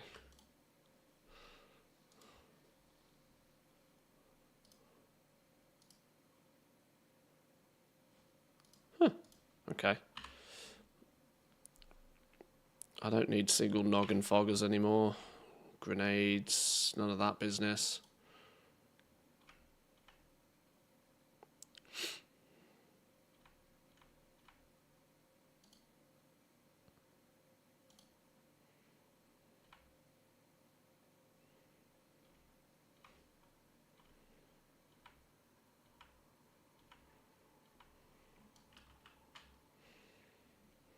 Right, the real test is going to be... The real test is going to be when we go to a new character, if it continues to do its thing as planned.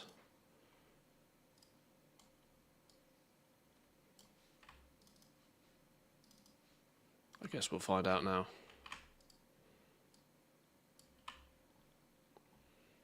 Okay, we killed everyone. Nitro, Swigs, Tally, Thwack. Right, we're able to log out and do team, then move on to the next team.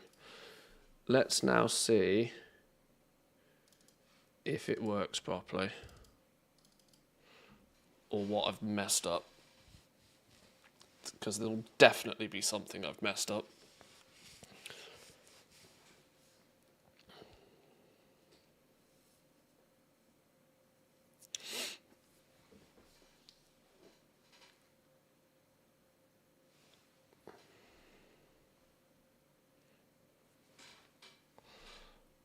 Right, Thwack.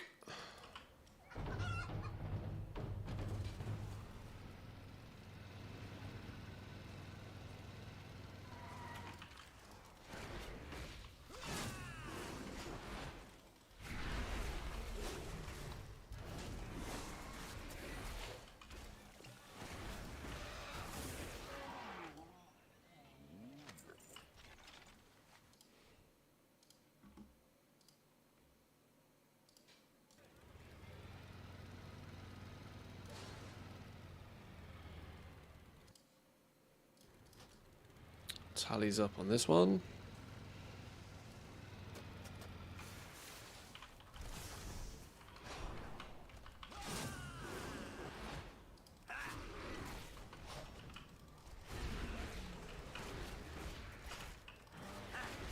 does take a little while to kind of figure out all of the little kinks and stuff, get the quality of life aspect of this really rocking.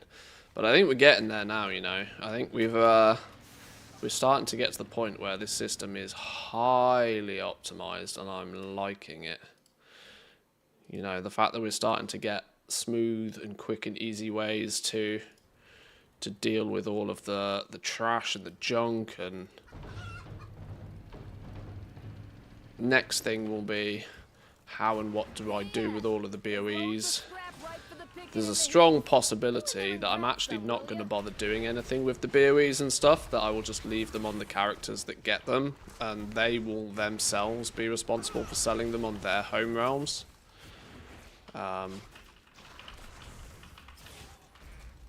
There's no point sending them all somewhere, and you know, it seems far too much like hard work.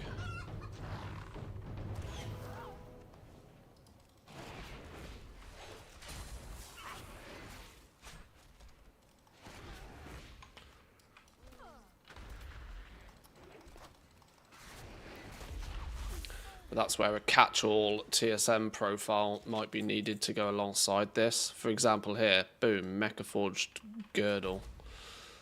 And for any, you know, BOEs that come through the post. Oh, we do need a slugger kill. Interesting. The dark views are back, harassing and oppressing people. Put a stop to it.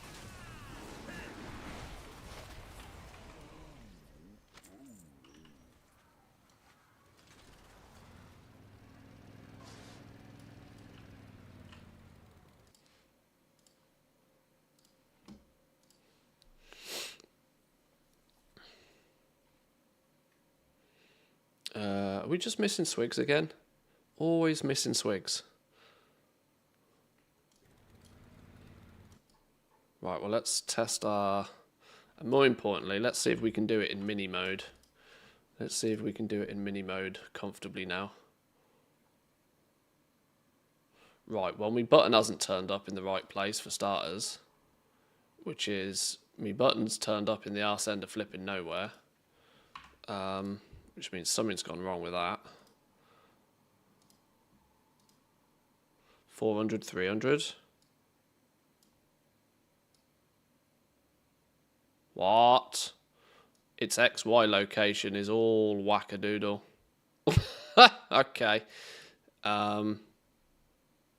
That's probably because of this, maybe?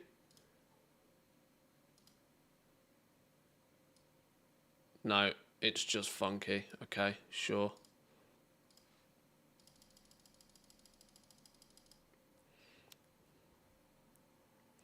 And the $1 million question is it going to have automatically tagged a bunch of shit? No. Unless I've so accidentally got all different shit.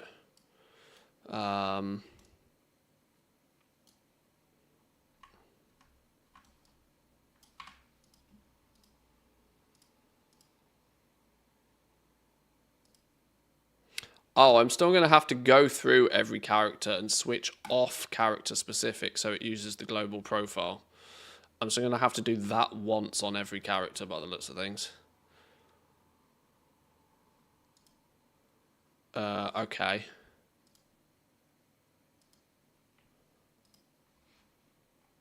But that, in theory then, if it's using the global junk list... Yeah, okay. Now it's tagging everything that's on the global junk list. Alright, fine. Well, that's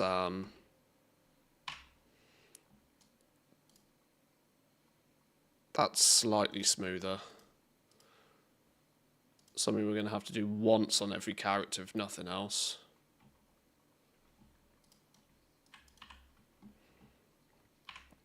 And we can choose to nuke random stuff that we find along the way.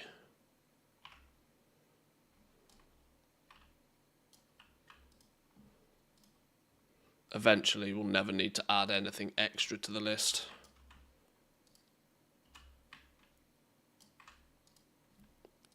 Okay, so that's a teething thing that we need to be aware of. Every character is going to need to be switched off the off the character specific list. Stereoscopic effect of watching on the phone, then coming back to the computer, only to find the computer playing a sentence you heard on the phone before you left the room? Really? Surely, like, your computer would be closer to real time. Maybe not. Introduced today to the community invite add-on, much smoother now. Oh, for getting the groups. Yeah, that can really help.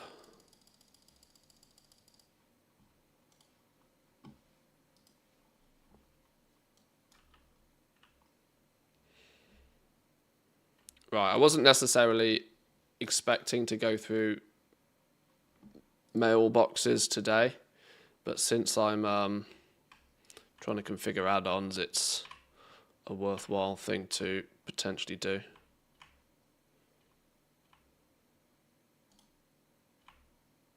Hey, Mechanica.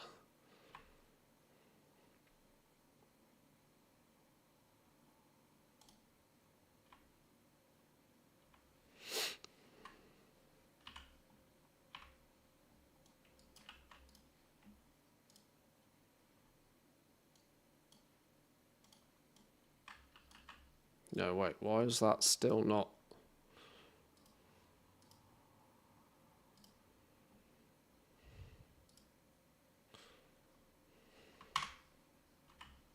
No, why are you not tagged? Why is it not selling this?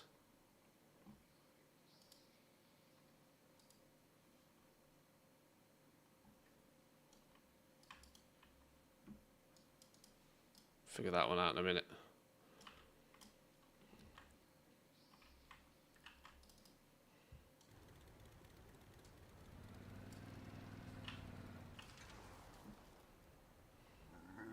Oh wait, hang on, we do need a swig skill. Please hold.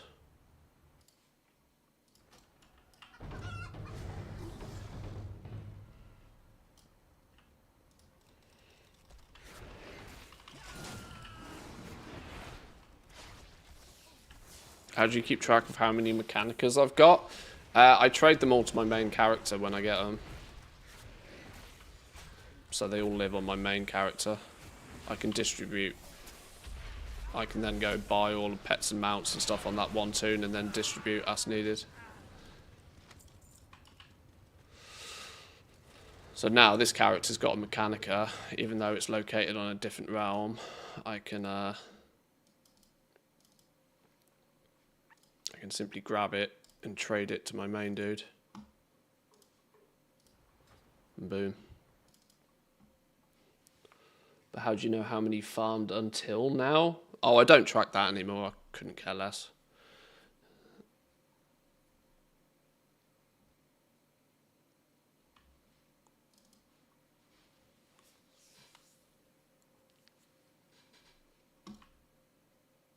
I mean, there are probably ways and means in which you could track that, but I have no need to track that.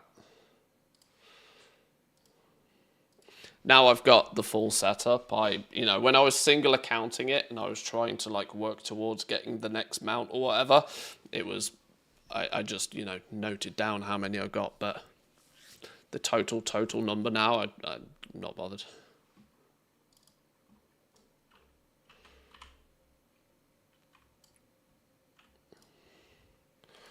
Right, add on scrap, character specific off.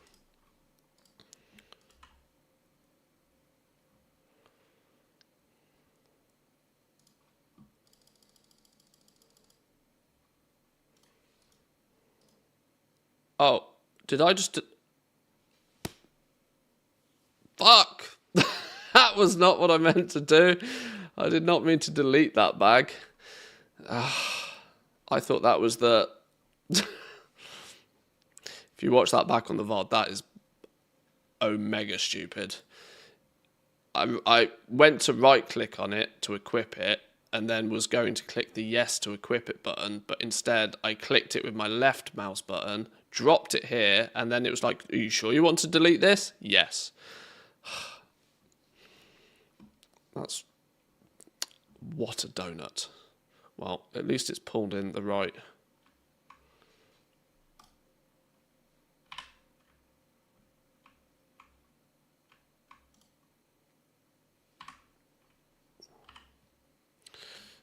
Okay, this dude now has no backspace.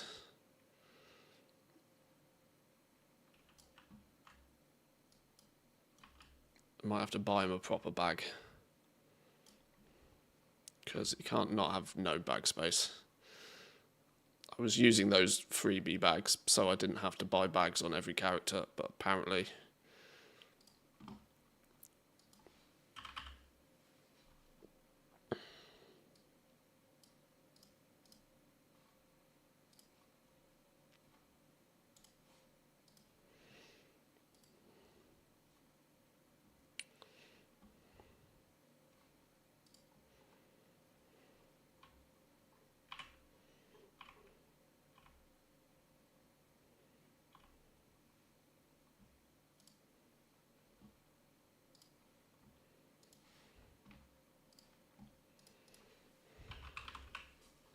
Oh, it's not called Long Boy, is it? Bruto.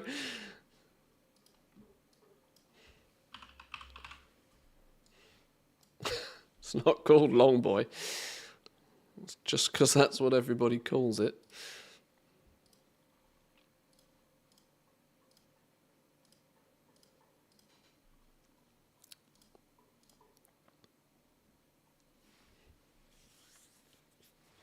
Jesus, why are all bags so expensive these days? A weaver cloth bag for 900 gold. Are you mad?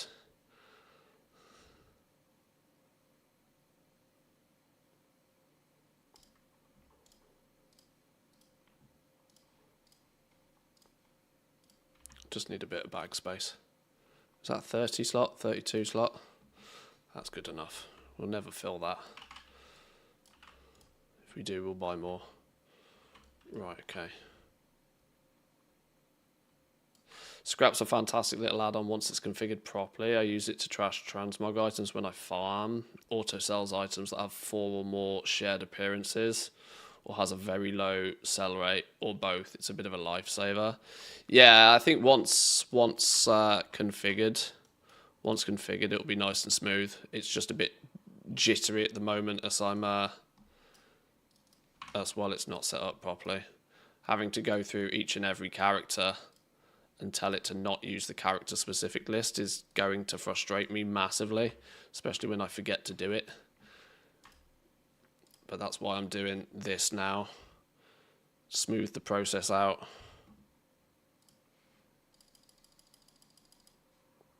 Right click on it. Equipping this item will bind it to you. Yes, that's the proper way we're meant to do that.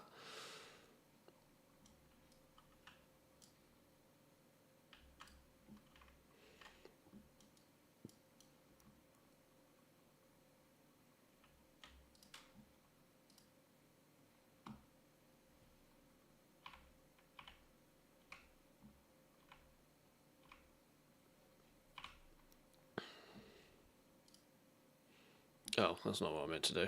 Whoops.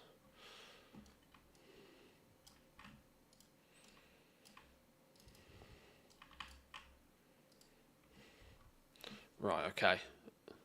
Next team.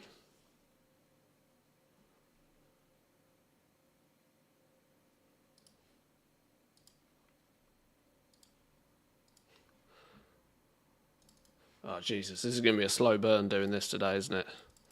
This was not what I had planned for a Friday. Always seems like it could be really powerful, but I just can't figure it out. When somebody does, please make a vid. Might have a little bit of a look.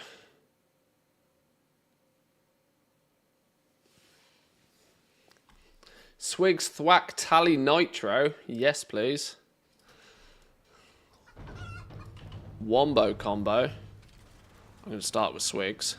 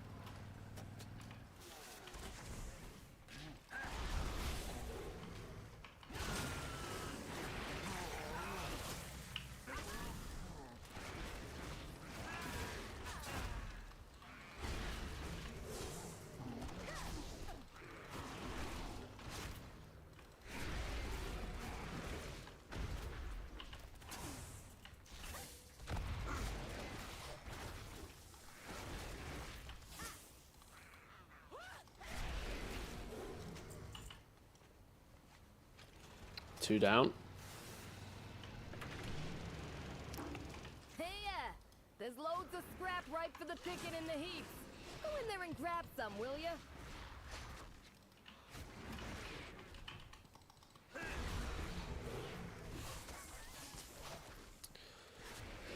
Next level strats to edit my Scourge Stone add-on so it only pulls Mechanicas from the mailbox, none of the other random trash.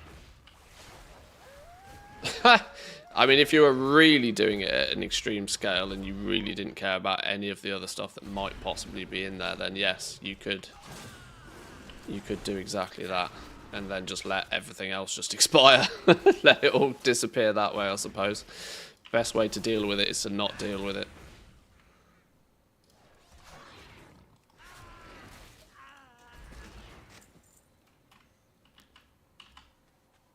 Gold-plated staff. Yoink.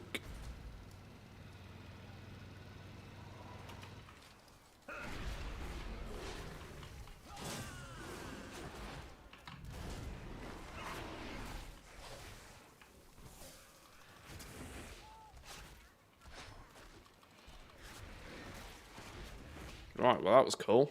4 for 4. Love a god tier shard. Literally takes us 2 minutes. 2 minutes since I killed Swigs, so probably less than 3 minutes to kill 4 rares when we get a god shard like that, which is lovely. Let's keep everybody queued up so I can do bag related stuff on you. Character specific off.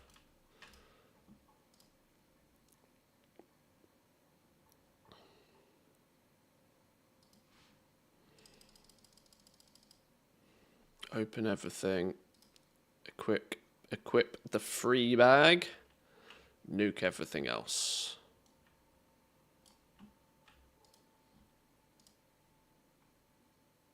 What is it doing with this stupid truffle thing, though?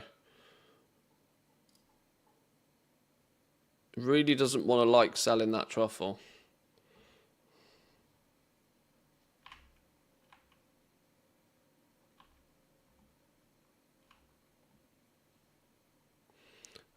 It seems to be that you can't sell them, that's why.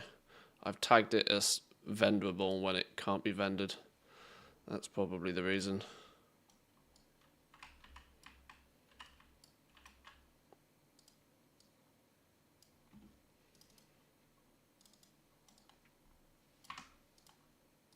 Add-ons, scrap, junk list, not character specific.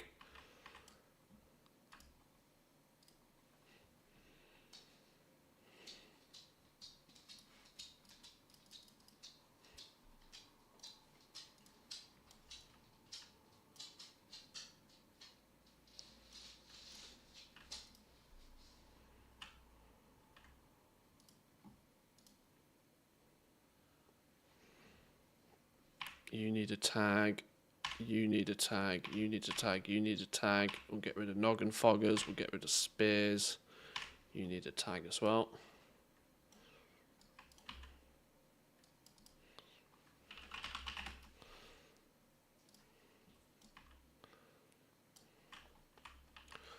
It's called Rare Tracker. You get Rare Tracker Core, and then there's a Rare Tracker module for the War Within that you need to go with it.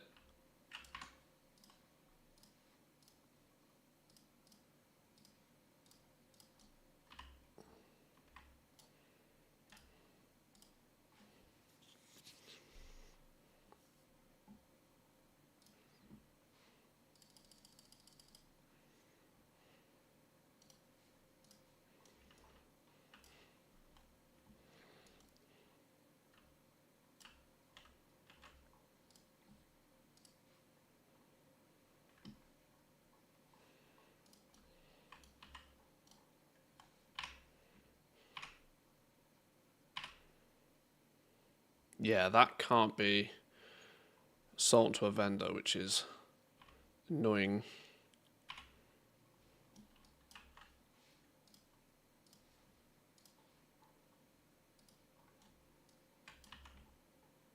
So we'll just keep them. If we can't easily sell it to a vendor, we just keep them. It'll be one of the things that just lives in the bags forever.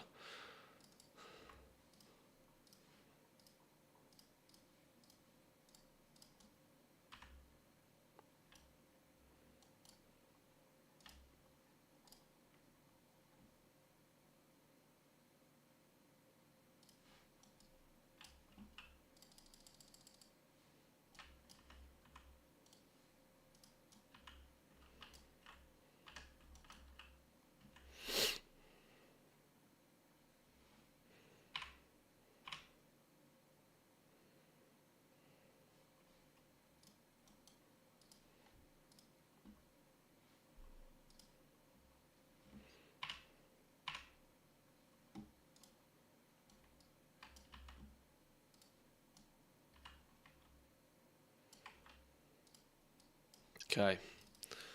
Next team. Slow and steady wins the race. Every time we set one of these up properly, it's something that we technically never have to touch again or really worry about, which will be nice. Starting to get too many of those things.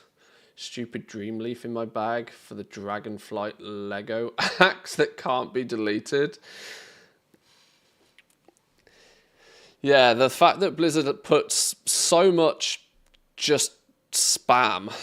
Blizzard absolutely spams us with these random ass items in random events that then doesn't allow them to be sold to a vendor. It's like, why would you ever choose to do that, Blizzard? Just why?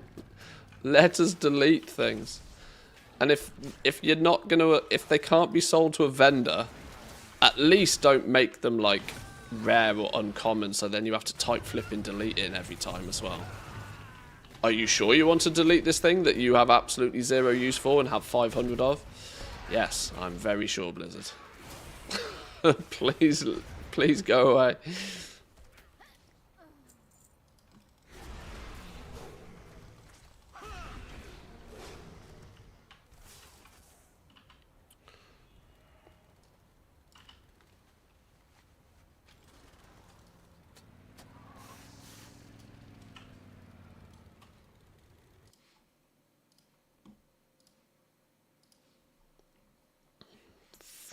Ooh, who do we want? Thwack? Yeah, we'll take Thwack.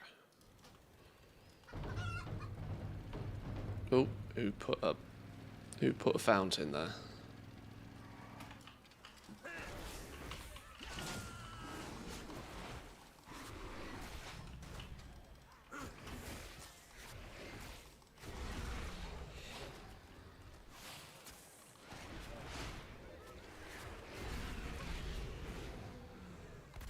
Delete thing isn't such an issue for me now. There are add-ons that will fix that. Oh yeah, true, but this is another one of those scenarios, once again, where Blizzard are never going to be able to get rid of this stigma that you have to use add-ons to play their game, when there are so many of these little weird and wacky things that people are borderline forced to look for add-ons to fix, because Blizzard just are never going to get round to fixing them themselves.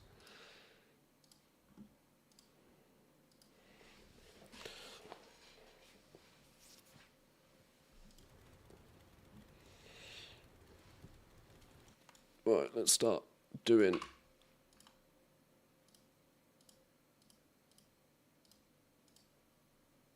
if the first thing I do on every character is fix this scrap thing, then it should never be a problem.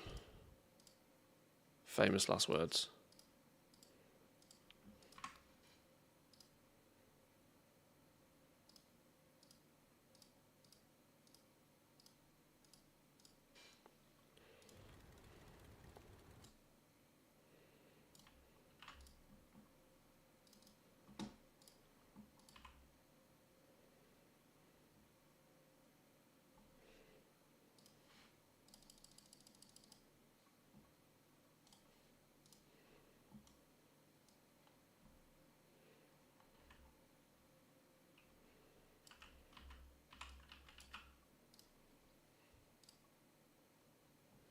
Okay, now it's sort of starting to get there. It's going to take a little bit of time, I think, until we can just turn up and it deletes everything properly. But if it misses the odd thing from time to time, it's not a problem. We'll catch it next time. Nitro.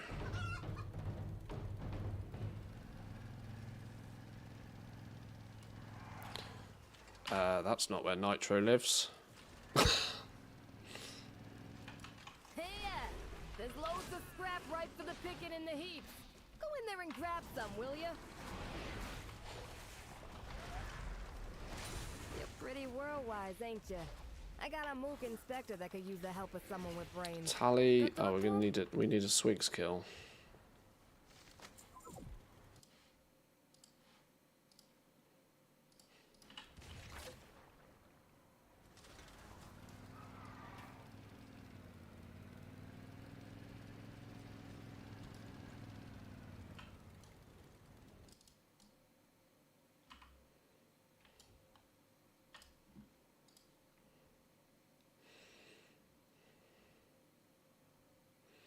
Now, the reality is these little goodie bag things won't really be a problem for too long.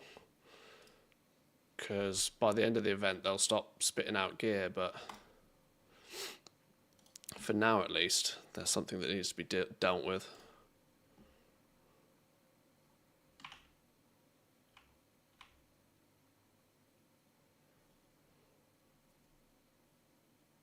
Why have I got an unlooted... Why are the unlooted stuff going into my bags? That's weird. That's clearly a bit of a bug on the basis of the fact that it doesn't know how to react when it's sent to you in the mailbox. That's funny. Can we tag these as well?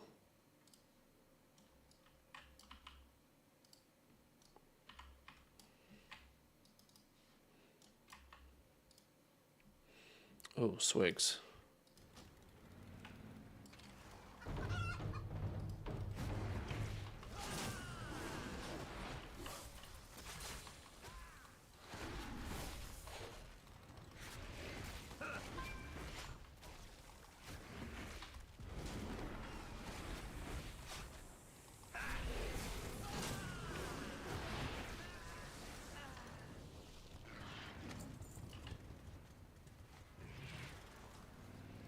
Got over 500 chat lists on this dude now. I'm starting to think I might have to take a day just to burn through all the chat lists. I've probably what is it, like 2? If you do, how many chat lists is it for a Paragon box these days? It's 10,000 for a Paragon box. It's 20 chat lists, isn't it? 20 chat lists for a Paragon box, and it's 40 for every bonus chat list. So when I get 800 bonus chat lists, we can do them all, and that's a free Paragon chest. I'm going to be brutally honest, now that we've got this set up, I'm not really that fussed about chasing Paragon boxes. That feels like a suboptimal use of my time at this point. Other than to maybe get the mounts from them. Getting the Mechanicas from them just doesn't seem worth even thinking about.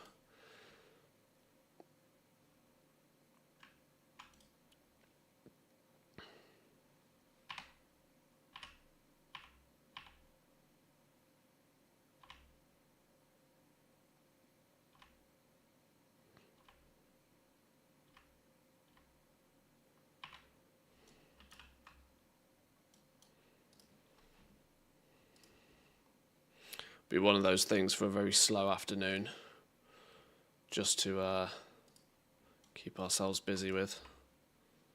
Probably get rid of that as well, to be fair.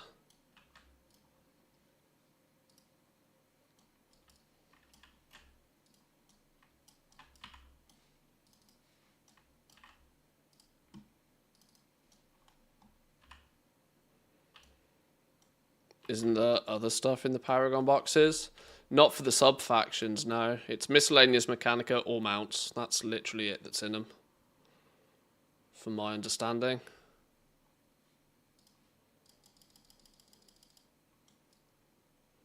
I've not been with the same sub-faction for long enough to have put much science to it. 2 Mechanicas, yes please.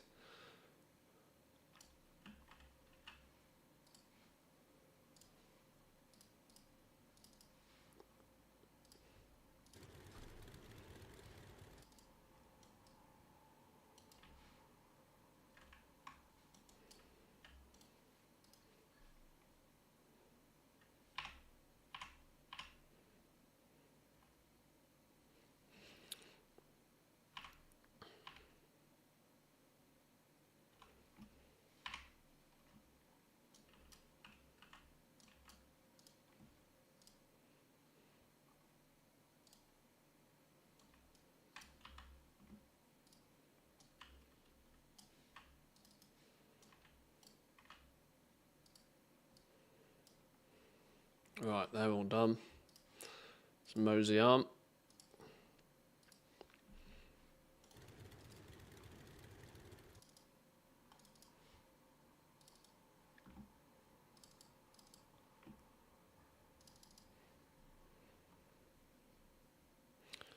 Kind of rig do you use to support multiple clients like this? Well, my PC is definitely overkill for actually being able to do this. You can do this with a much lower powerful PC, lesser powerful PC than I have, but for reference, if you really want to know, 7900X processor, 5080 graphics card.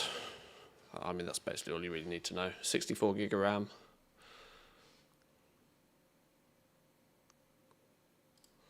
I should probably, actually thinking about it, I should put my setup like down in the stream bit below, shouldn't I really?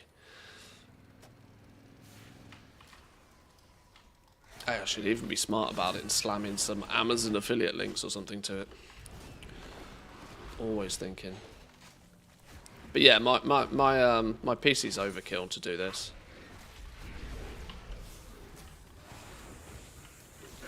You can probably get away with your VRAM is going to be a little bit of a concern when you start running multiple clients. You are going to want to make sure that you've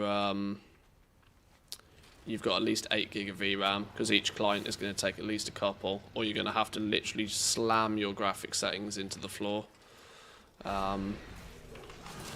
Actual standard RAM, you are probably going to want at least 32 gig as well, if you plan on doing any sort of crafting on multiple accounts also.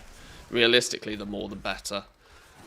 WoW historically has pretty gross memory leaks in it that are better, I think, these days, but they're still not great.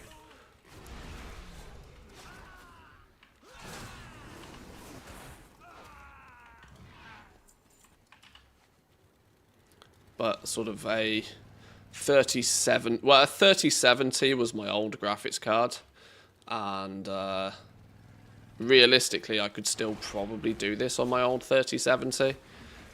I just wouldn't be able to do it on a 4K screen like I am now. You'd have to knock everything down to 1080p. But yeah, you can always turn settings down.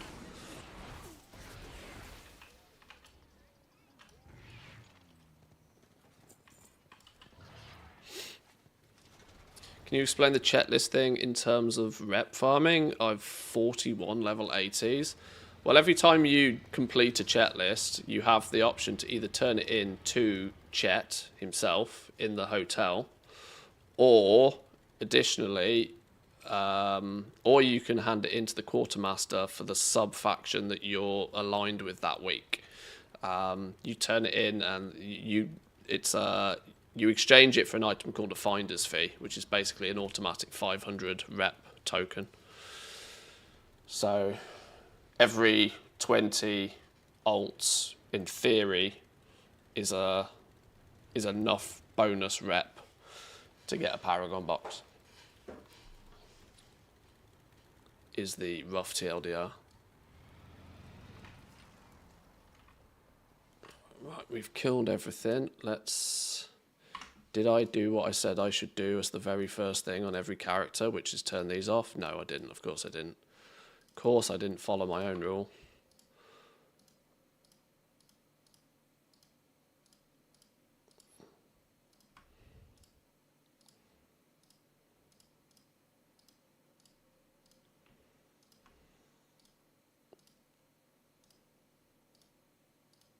Ah, no, that's not where I'm going.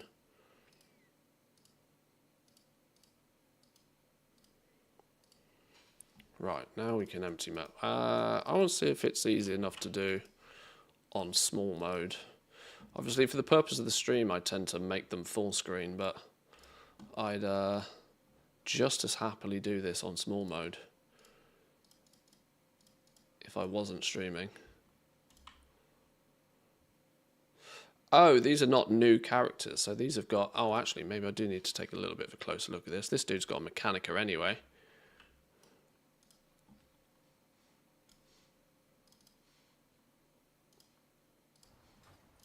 Yoink, don't mind if I do.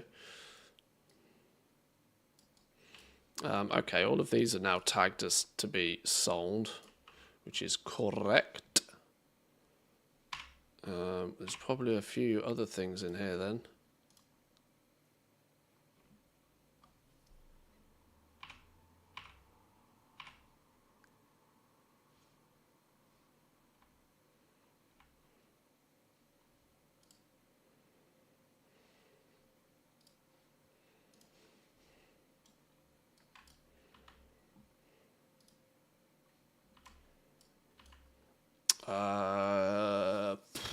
I need to put these in the war bank. I can never access the war bank when I've got all these accounts open, which equally means I either need to... I don't know how to distribute all of those evenly or neatly. That's why I haven't done anything with these bottles of mysterious wisdom yet. I need to figure out a solution for those to get them all in the war bank and to get them usable.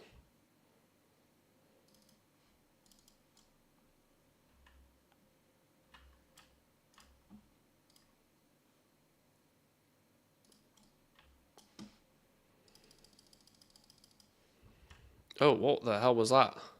What did we just open there? I have no idea what that was. It's probably going to happen a lot.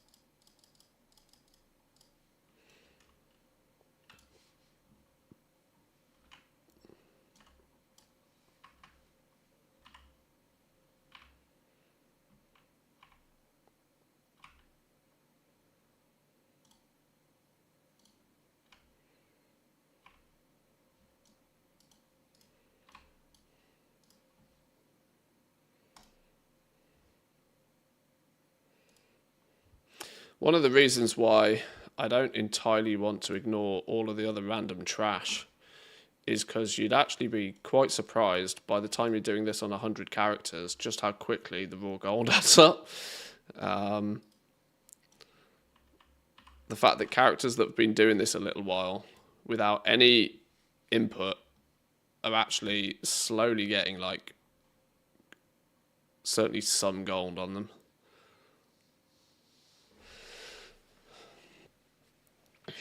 A dual box quite nicely on a 3070 Ti without any issues. The key is to get the other settings right and kill the graphics settings on your secondary window. This is one of the things I really miss about IS Boxer, since you could very easily set up different graphics profiles based upon what team loadout you used. Yeah, I kind of miss that luxury, if I'm honest. Yes, agreed.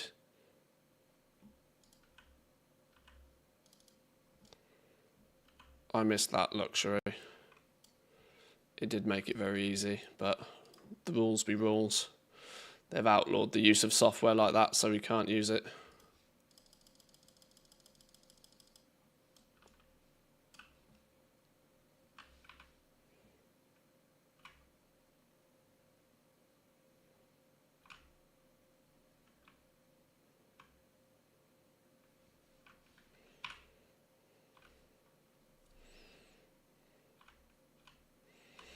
Oh, I see why it's now not auto tagging those things.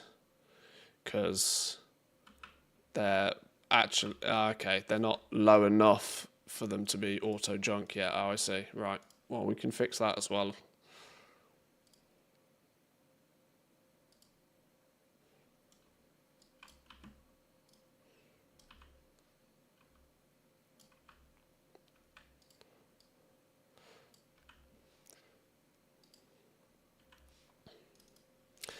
Yeah, I'd probably go as far as to say each character's making like 1,000 gold plus every week just in random raw rubbish, which, you know, you multiply that by 100 and that's a third of a token just like out of thin air, right? Is the I haven't actually been paying really all that much attention to it, but the fact that some of these characters, I've never given these characters gold, by the way. They've never been given gold. They were remix tunes to begin with, so there was that one little box that gave them 2,000 gold. That was like their float money from being a remix character. But in the last couple of weeks of doing this, all of the random trash, they're up to like 8,000-9,000 gold a piece in just raw trash. Meaning they probably make a couple of thousand gold a week just in random raw rubbish. And, you know, the economies of scale, you multiply that by 100, and then it adds up real fast. It's at least covering the cost of one of your accounts just in the random rubbish. So while it's taken a bit of time at the moment to initially set up the process to deal with all of this bonus trash, it's worthwhile doing. You know, like they say, you know, look after the pennies and the pounds will look after themselves, sort of stuff. You have 100 accounts? No. Each character, I have roughly 100 characters that do this. 100 characters. Each character is making a couple of thousand gold apiece. It's not quite finished yet, but my goal is to have 25 different teams of 4. So that adds up to 100. This is just called Rare Tracker, by the way. This is called Rare Tracker. You need Rare Tracker Core, and then you need the module for the War Within, for it to show the rares in the War Within.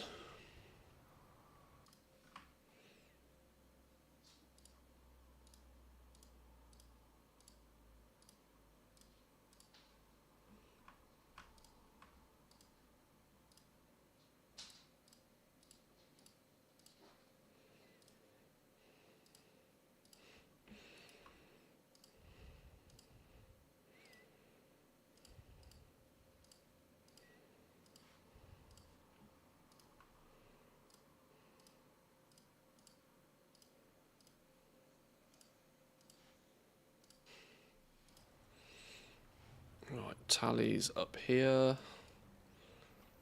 We missed one. Why did we miss one? No, we didn't. They were just being slow.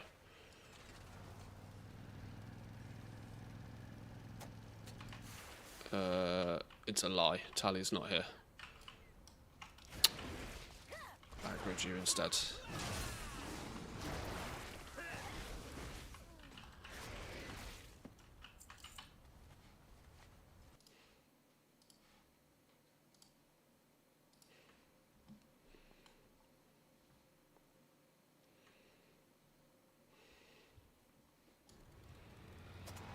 No rares anywhere?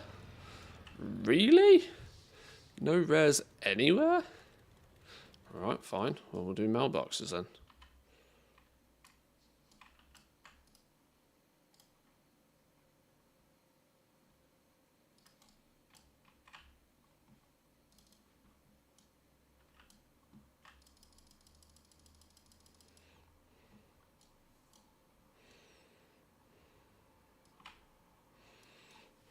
I might not even bother vendoring stuff at the moment.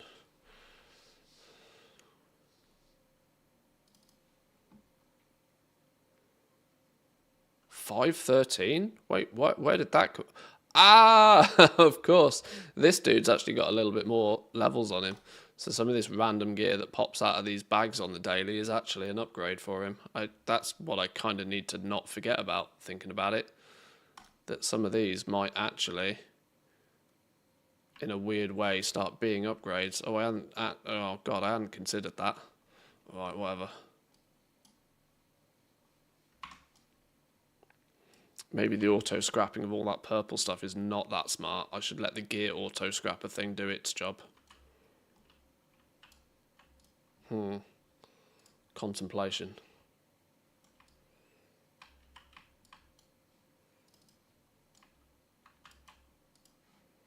There's got to be some rares up somewhere. Swigs.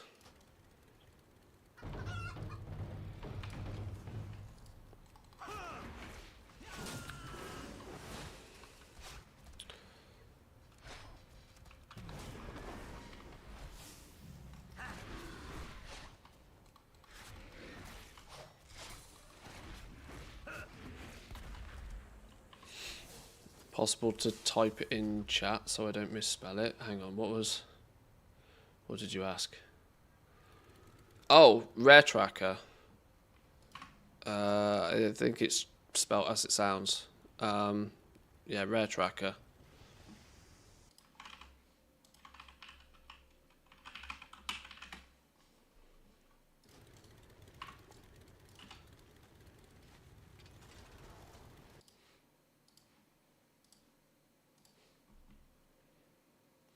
Nitro. Oh, and Slugger. Does this team need Slugger? It does. We'll get Slugger next. Slugger's lower priority because we've got all week to kill it.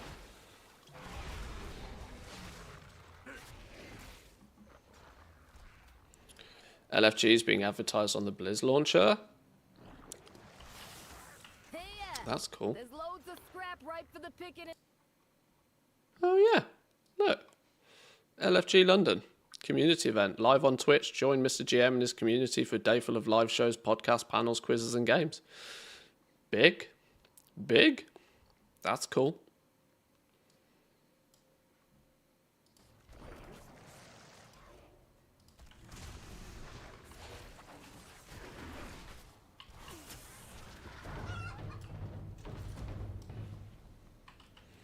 Alright, let's go get Slugger. The dark fuse are back. Oh, that's a treat. Harassing and oppressing people. Put a stop to it. Well, he was here.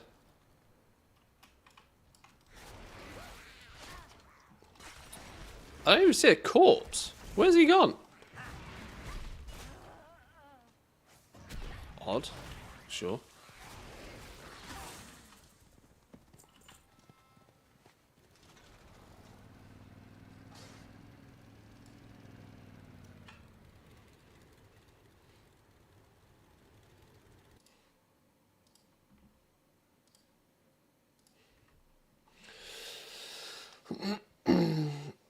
Maybe a sneaky announcement for something, maybe? It would be cool if they did. I mean, it would definitely be good for Dan. He's put a lot of effort into it. By the looks of things.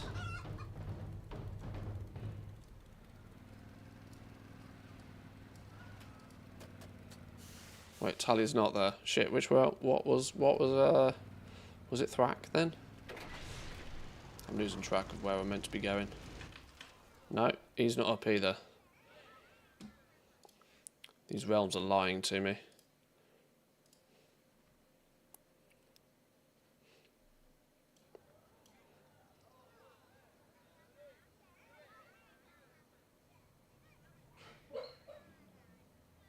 Swigs up on that realm.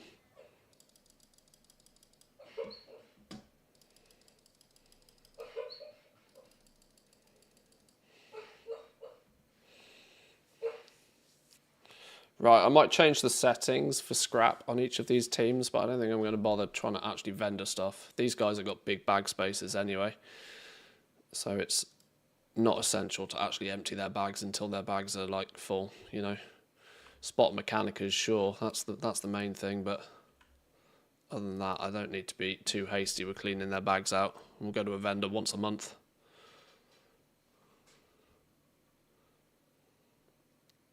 Claim Slugger's up over here. We can give Slugger another go. See if he is actually going to play game this time. Can we see him? Yeah, he is there. The dark fews are back, harassing and oppressing people. Put a stop to it. Oh, George, don't be dying on me. And he's dead. Flipping out.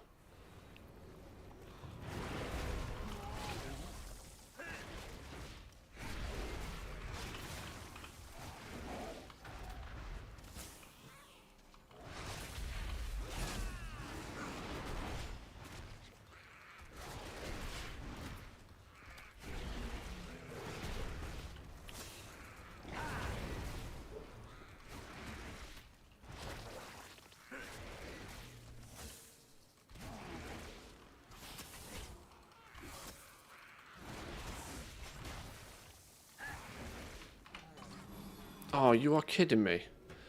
I literally pressed the heal button like a fraction of a second after the pet died.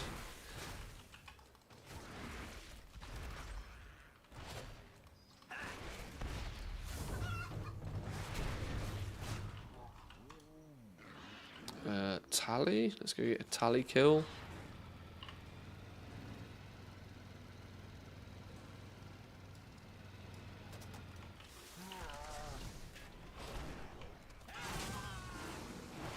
I mean, it's very clear to me now that if you try and do absolutely anything on these toons other than the absolute bare basics of kill res and log them off, your time spent per team amplifies greatly. This is giving me flipping concentration alt vibes all over again. Of that, soon as you start, we need thwack as the last one, don't we? Soon as you started doing like, oh well, I'm logged on my concentration alt, so I'll just quickly do some patron orders. So soon as you have that sort of mindset, you all of a sudden realise it takes you double the time per character.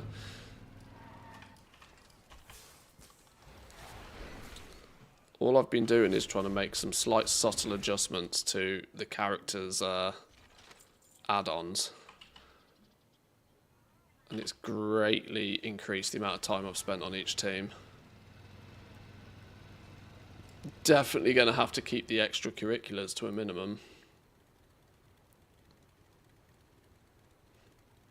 So maybe I don't hunt down too many bonus Mechanicas now, as we only did it a couple of days ago.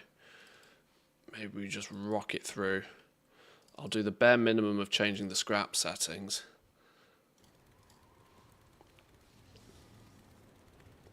Yeah, I'm actually away this weekend as well, which makes it a little bit more difficult for me to even pay attention to what goes on at LFG. It's Mother's Day in Finland on Sunday, so the wife had decided that it would be admirable of us to do something over the weekend. So, in other words, I don't get the luxury of playing video games. But I do that all day, every day anyway, so it's fine. We'll let her off.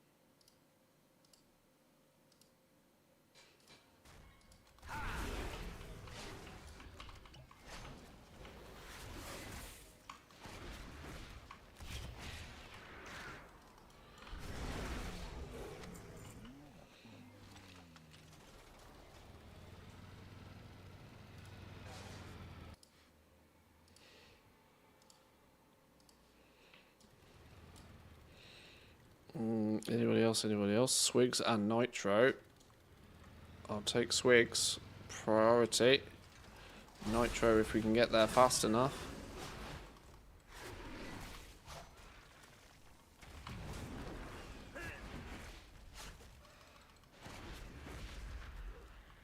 Brought all my regional trading alts to the Undermine. Collecting mail and posting is a good way to pass the time if waiting for spawns. Gonna make the main killer a chef too, just to do some cooking during the downtime.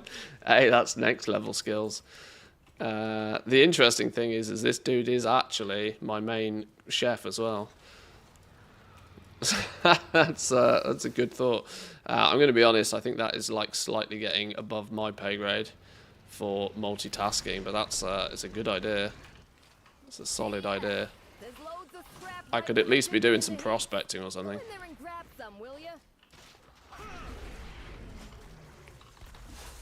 But my goal has been to, as much as possible, cut out the downtime whilst waiting for rares.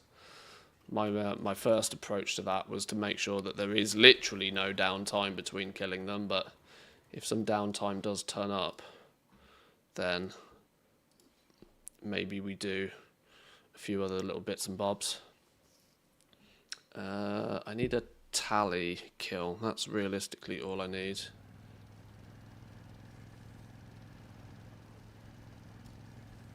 But yeah, doing some cheeky cooking wouldn't be a bad idea.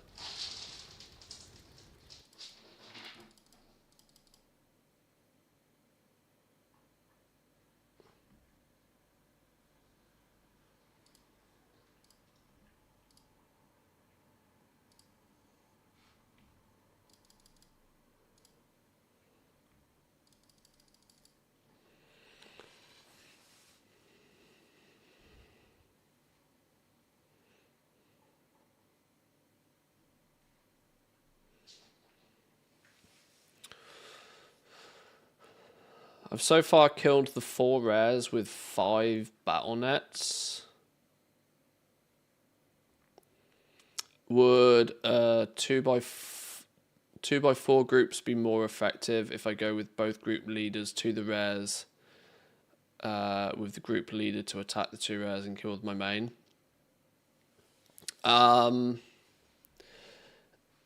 Yeah, Woo's made a good point there. There is the possibility to scale this further than 5 accounts, but phasing is going to be your problem. You're going to have, it's going to be an awful lot of clever. You'd have to invite everybody to a raid potentially for... yeah, keeping them all in phase is going to be absolutely horrible.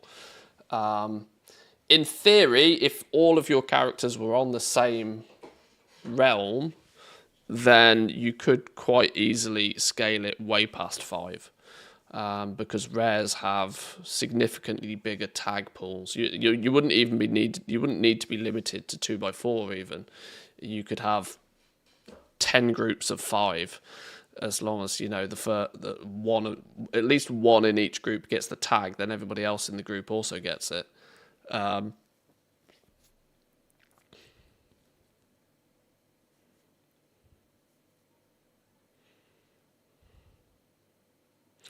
My first 40 groups are in different realms, the other 40 are on Black Hand. Yeah, for those that are all on the same realm, you're just going to have to kind of get into a bit of a rhythm. I haven't tested it in a raid situation to see if you could have 8 accounts, all 8 characters in a raid, one doing the tag. I don't think it I don't think it works that way, but I haven't tried.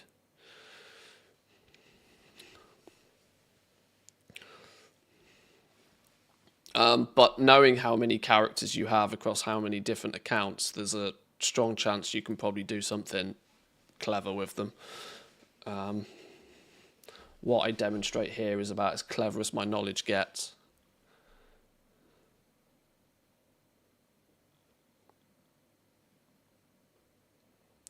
Remind me to avoid Black Hand then, yeah. Yeah, you're never going to see a rare on Black Hand then, if that's the case.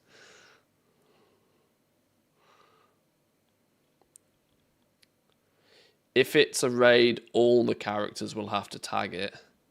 Now, if all of your characters are level 80, that's equally not out of the realm of possibility. But it will absolutely 100% draw a lot of attention to what's going on and will likely piss off a lot of people, rightly or wrongly. This is always the issue with doing any outer world multi-boxing in any way, shape or form. Driving around on a single character, or even maybe throwing a couple of guys in the back of the car, flies under the radar very easily. As soon as you start carting teams of 5, raids of 8, as soon as you start carting everybody around, you're going to draw a lot of unwanted attention.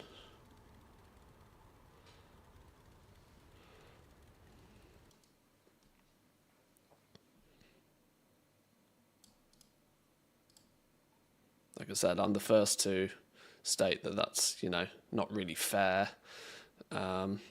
Actually, I've just thought of another fantastic weak aura I need. I need a big stinking weak aura that says, if I have a miscellaneous Mechanica, put a huge fucking icon of it here. So I absolutely don't miss the miscellaneous Mechanicas. And I can just come here, open the mailbox, GG, well played. That's got to be easy enough to rig up, surely.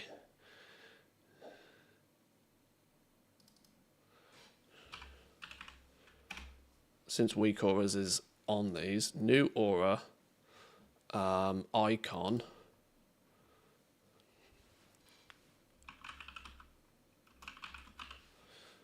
miscellaneous Mechanica, trigger, I don't know how I do all of this stuff. I've done this in the past, but I don't know how to do this.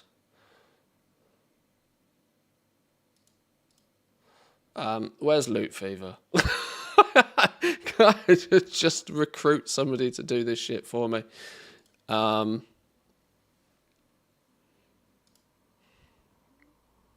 day I'll learn how to do weak auras.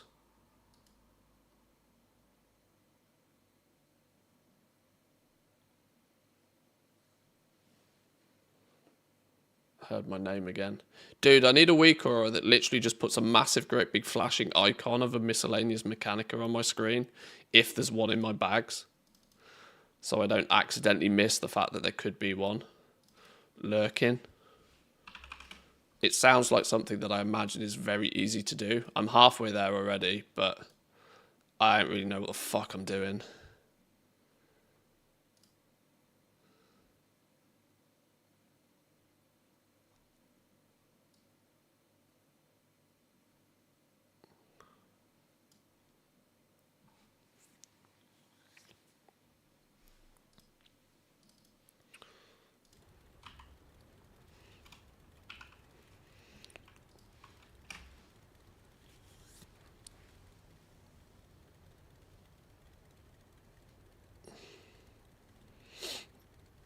Doesn't gathering tracker do that for you?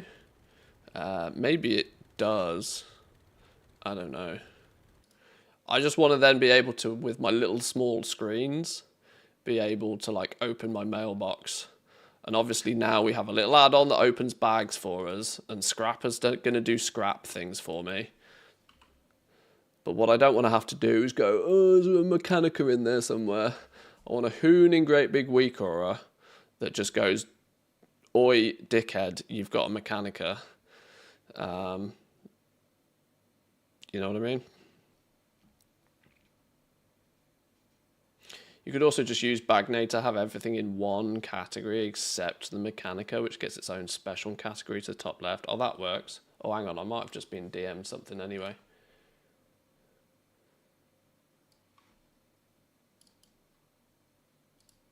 Let me give this a go. Is this the one? Is this me cashing in streamer privileges? Let me try something real quick.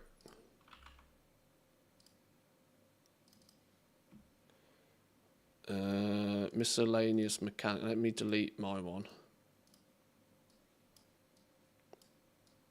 Okay, that's a pretty big icon, isn't it? Boom, ain't gonna miss that. Let me try that on here.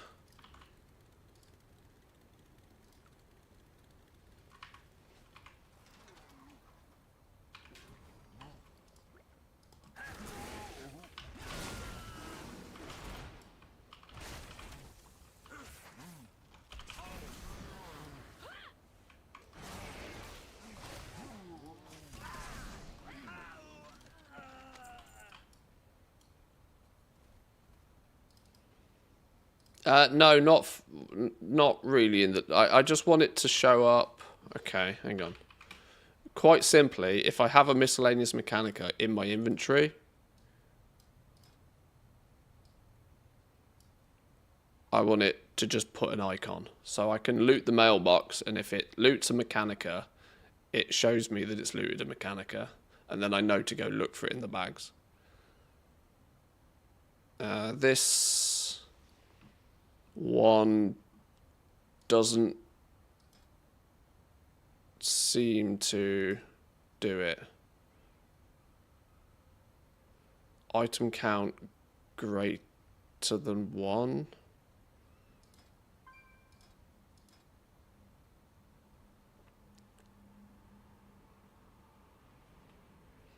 Maybe that works on loot. Doesn't seem to track that I've already got them. It works when you loot it. Try mailing it to one of the characters now.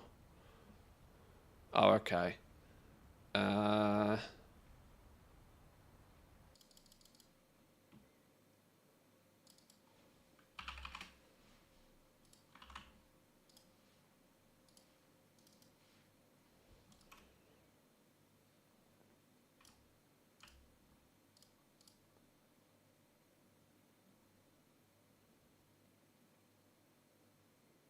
Right, I'm going to assume then that that dude didn't get one.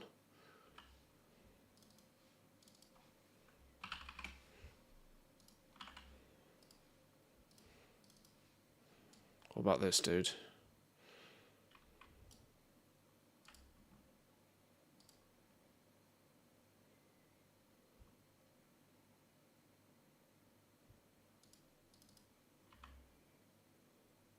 That dude didn't get one either.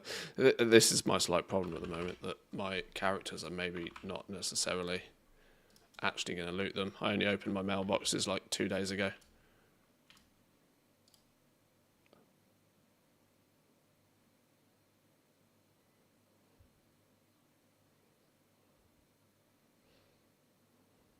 Okay, sod's law, I seem to be getting mental unlucky.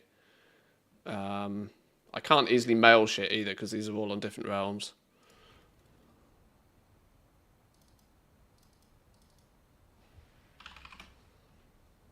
Let me turn that one off on my main realm anyway. I'll see if that works again in a second.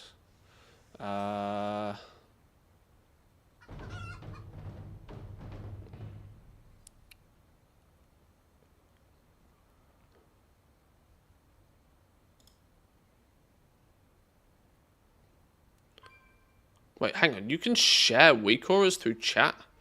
Today I learned.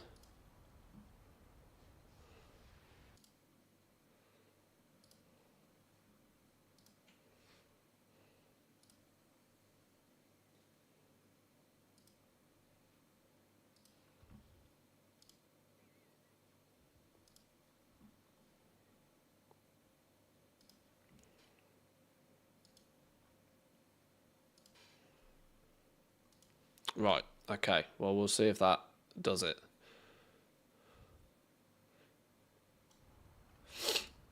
Either way, thank you, boys and girls. Appreciate it. When we move to the next team, who do I still need on this team? Tally, kill? Screw Tally. We'll get Tally next time. Let's try the next team.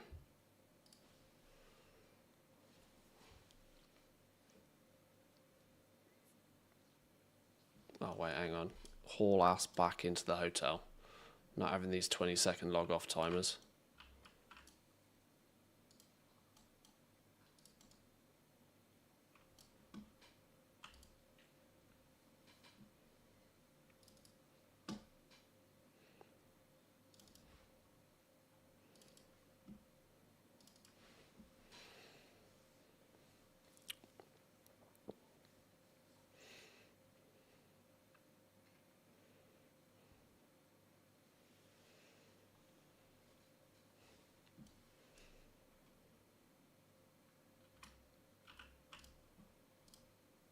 Right, somebody in here's got to have a Mechanica. Don't fail me, game. The whole reason we're doing this is for these flipping Mechanicas. Don't fail me, game.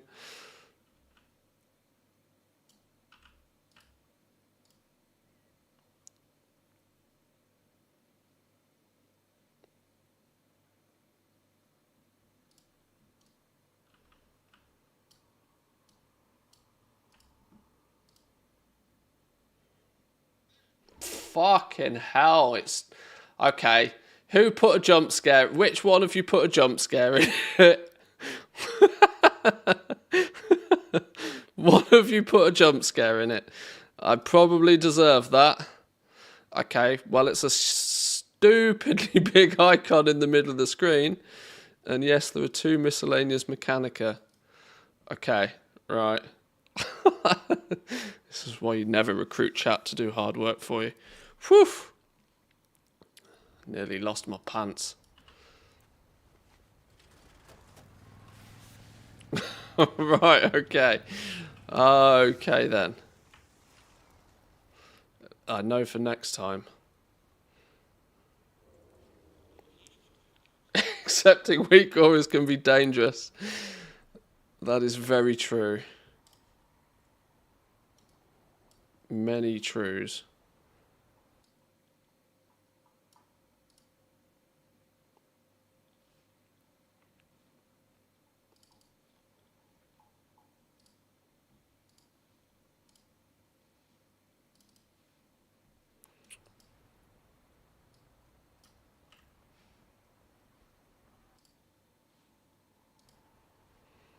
Right.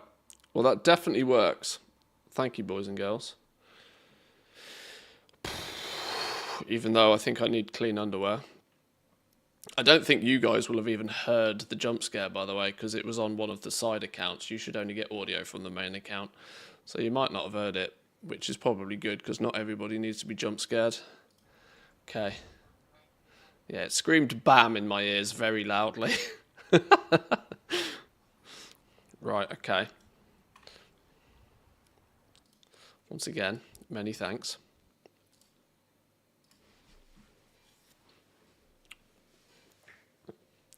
Right, thwack.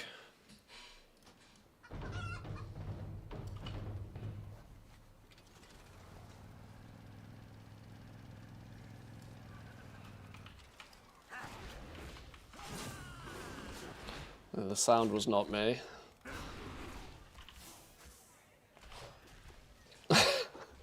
It was one of you, either or. I'll have a look at them later. Hey, for content, it was funny. Told you it works. Yeah, it does. Yeah, I'm definitely not going to miss that. Definitely not going to miss that. If that's your own personal one, then you must have iron pants. Go in there and grab some, will ya?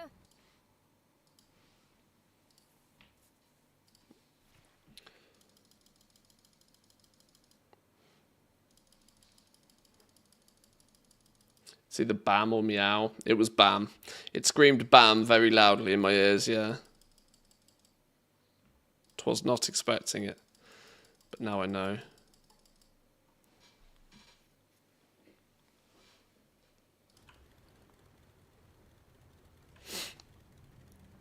Okay, Magno, Junk Wall. Where's all the good ones? Where's the good ones I want?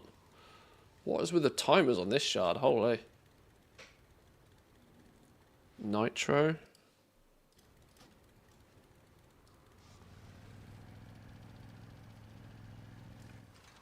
No, Nitro's dead. It was a good try.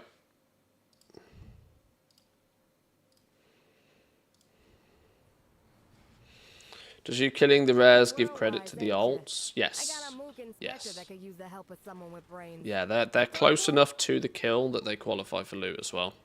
And because I don't bother going to actually loot it, it eventually ends up in their mailbox. And so every few days I empty their mailboxes and claim my winnings.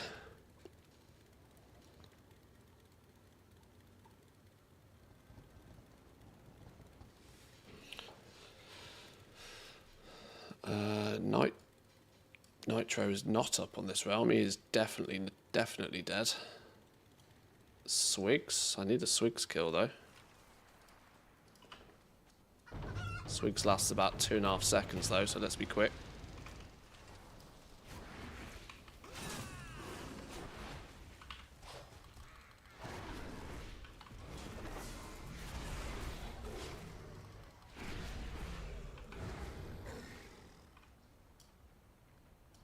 Oh, what? Swigs and Tally getting killed at the same time.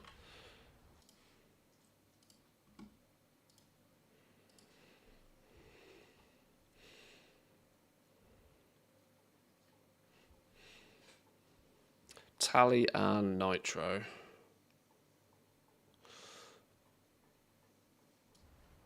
Still keeps claiming that Nitro's up on this realm, and I don't believe it for a second. Because Nitro is not here. There's loads of scrap ripe for the picking in the heaps. Go in there and grab some, will ya? This is what we refer to as a false positive. You're pretty world-wise, ain't ya? Somehow. I got a mook inspector that could use the help of someone with brains. Killing the rares for miscellaneous Mechanica.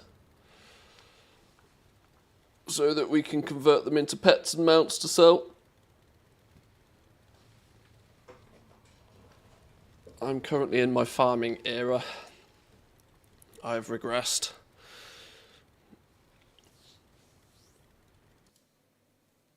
See? They turn up in your mailbox.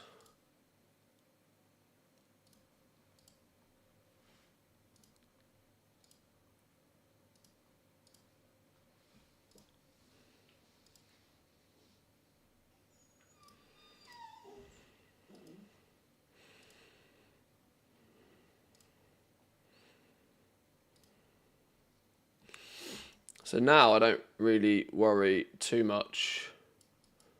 I'm not overly worried about emptying their bags all that frequently, because I can open the mailboxes and at the very least see if we've got miscellaneous Mechanica, which is the crucial thing. And then if and as and when their inventories get a little bit too full, then we've got scrap to assist with a big clean out, which we'll probably hopefully not have to do very often. And if scrap can also smartly get rid of all low-level gear and stuff as well, it should be an easier process. Who do I still need though? Nitro, Tally. I can't leave 2.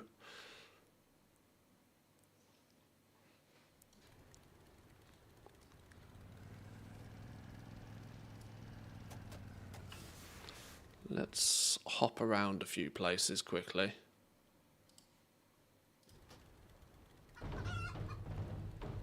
No, not here.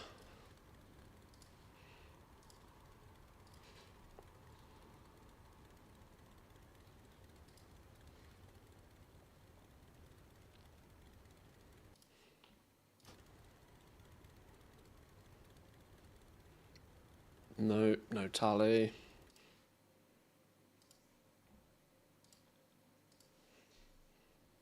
That garbage would have actually been close enough. Oh well, we live and we learn.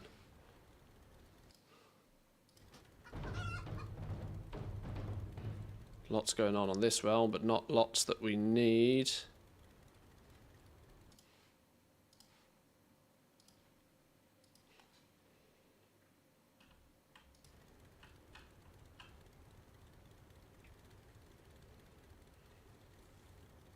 Whatever you find, you...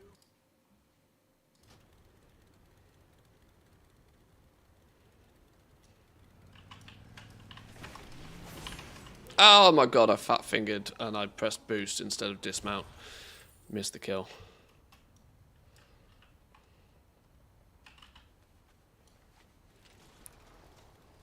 Okay, turns out that we're not getting Nitro or Tally on this team by the looks of things. Luck is not on our side.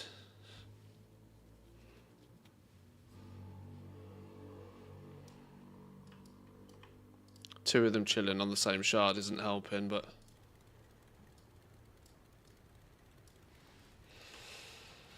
We all said the goblin patch had no goblin stuff, yet here we are outside the auction houses back to farming.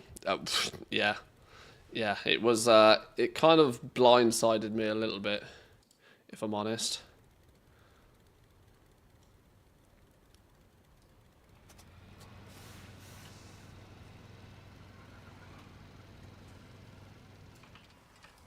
I've probably put in more hours farming this patch than I probably have for the last 3 expansions in total.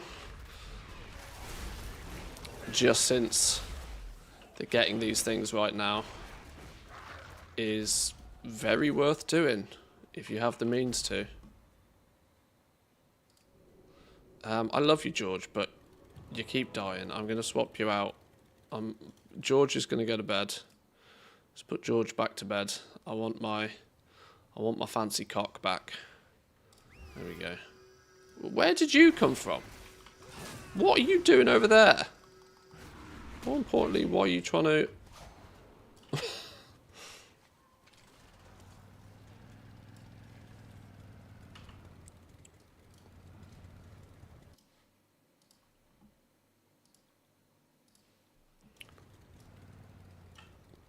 Right, these shards just seem cursed. We'll try the next ones.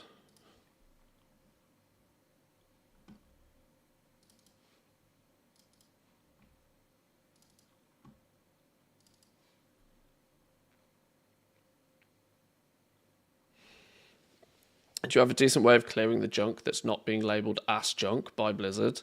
There's an add-on called Scrap that is doing a lot of heavy lifting for me right now, but I'm still sort of half setting it up.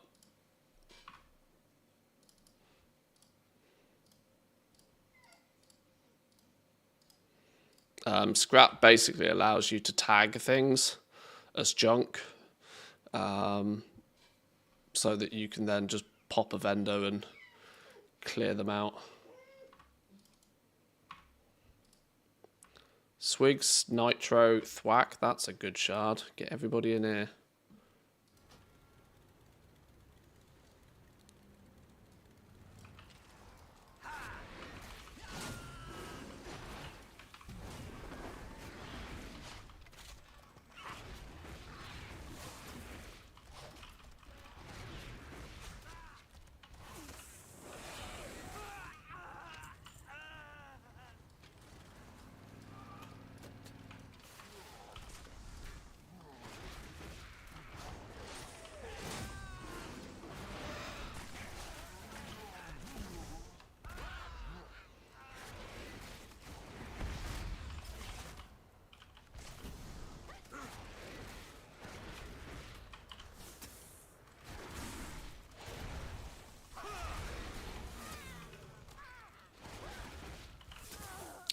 I think it was Nitro as well that was on this shard, wasn't it? It looks like it.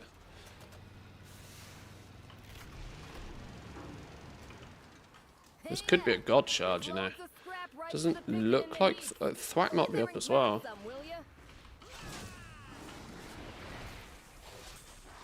We can go 4 for 4. That makes up for the fact that we flipping wasted huge amounts of time on the last one.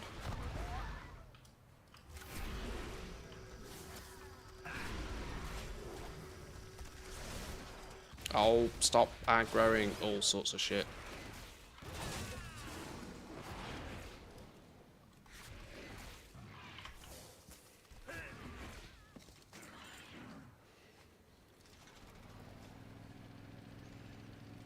Yo, 4 for 4, we love that.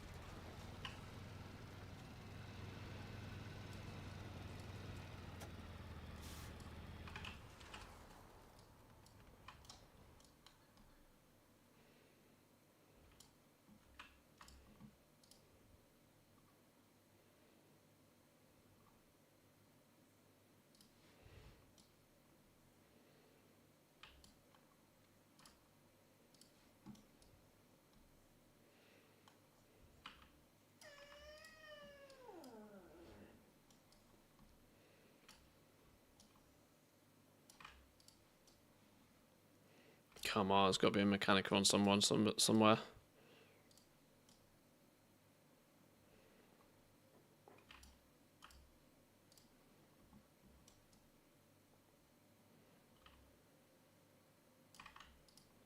Hey, there's one.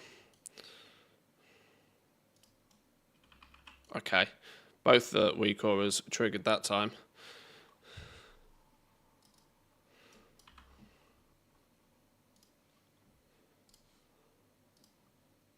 Yeah, that makes it dumb level stupid to miss when I get a Mechanica on any of them. Which means I don't feel too obligated to pay that much attention to what we pull out the mailbox. Which smooths things over a little bit. Which is part of it. Yeah. Optimizations have been made. We can open all these flipping junk box things nice and fast and efficiently. And then Scrap can do the heavy lifting to get rid of all the trash. So that we can at least harvest the raw gold from it, if nothing else. Nice! This will also help massively when it comes to doing like any cross-realm arbitrage on these toons as well. Because of course at that point their inventory will start having lots of other stuff. And it's going to make dealing with it all easier if we can do something once and then forget about it. Observed some other phasing that kind of contradicts what we looked at in that old Crossrail Zone spreadsheet yesterday. Listings like PvE1, PvE2 can definitely phase together onto the same shard. And any of the same language can phase together. Oh, really? Okay. That's interesting. Swig's Nitro Thwack Tally. Oh my god, we'll have one of those.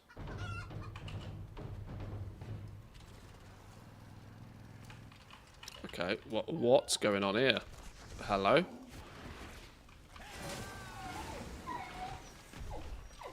Somebody's pulled Swigs and Tally. What an absolute baller. What's up, doggo? It's not quite that time yet.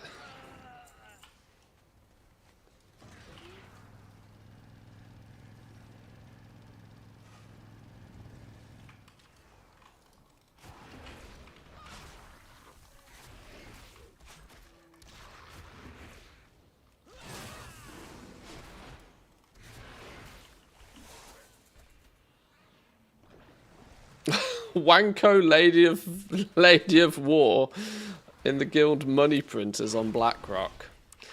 There's loads of scrap right for the picking in the heaps. Go in there and grab some, will ya? You're pretty world-wise, ain't ya? I got a mook inspector that could use the help of someone with brains. Go talk to him?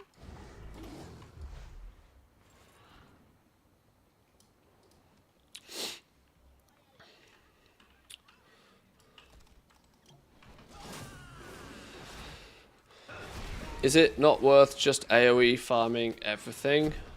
Or do those items not go to the mail? I don't know what you mean by just AoE farming everything.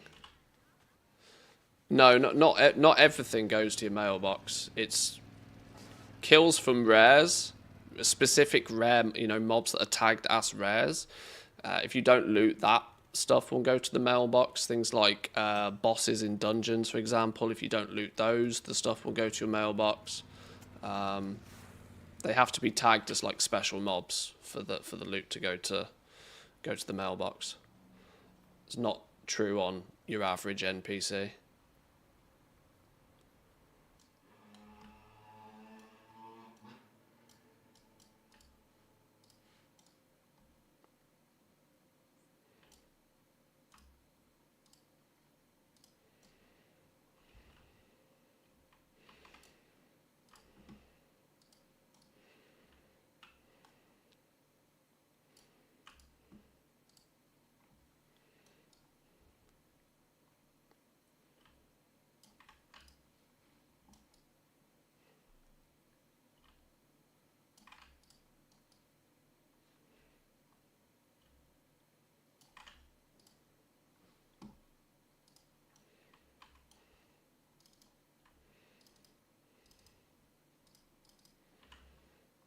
Where did you go? There you are.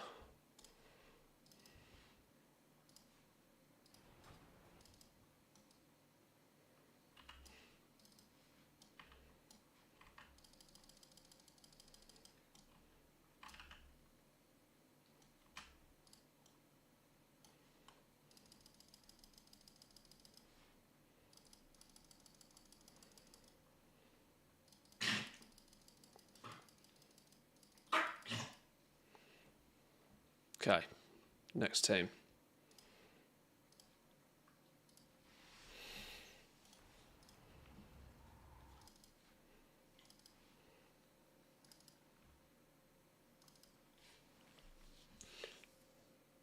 Used to multi-box back in the day. Nice to see somebody still doing it, even if it's a different flavour to what it used to be.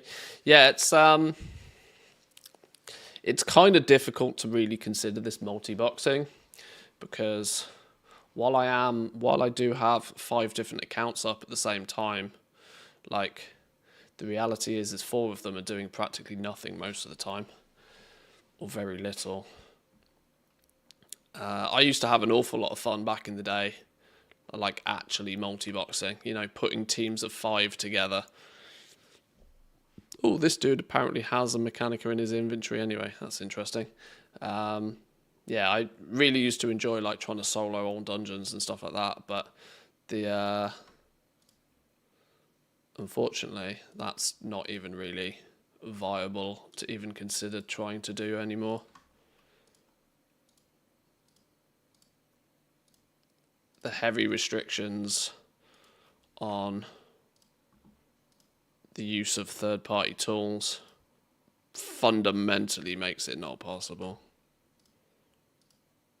It's feasible still. I mean, you can still tab between, you can set up like fancy tab macros and stuff, but it's not the same.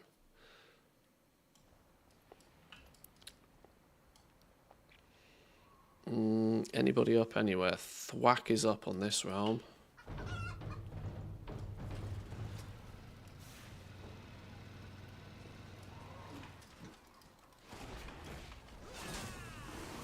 Having multiple accounts up and running these days is more of a utility thing than it is like a huge distinct advantage.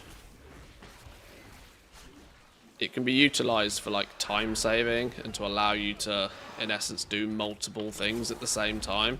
You know, one clear and obvious example for me is to have like one character milling, one character unraveling, one character prospecting, one character cooking. You know, these are goblin-esque activities that you could very much take advantage of having multiple accounts for. But the days of trains of mobs running round and, you know, 20 frostbolts hitting a mob all at the same time, those are long gone. And to a degree, it's probably a good thing. You're not very chill today, are you, doggo? What's up? What's up? You can't quite get comfy or something? Is there a tennis ball in your bed? Is that your problem?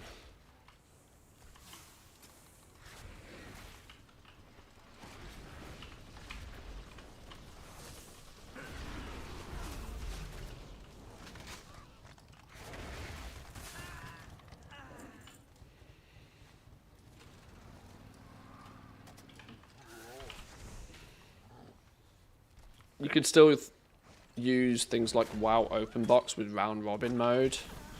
I mean, even that is questionable. Mostly on the basis of that there is still, obviously, let's not forget the rule that it is prohibited to use any third-party software. I can't remember what the exact wording is, so I've got to be careful here because I can't quote it verbatim, but there's something along the lines of you basically can't use any software to make your life easier. So even using something like WoW Open Box, I would I'm not familiar with it, but it would instantly send up a red flag for me. Ouch, that's a lamppost. Hey, there's loads of scrap ripe for the picking in the heaps. Go in there and grab some. Oh, I've already killed Thwack on this team. Whoops. Oh, well, now he's getting killed twice. Who did I need? Oh, I needed nitro. Oh, nitro wasn't up on this shard. Oops, we'll try again.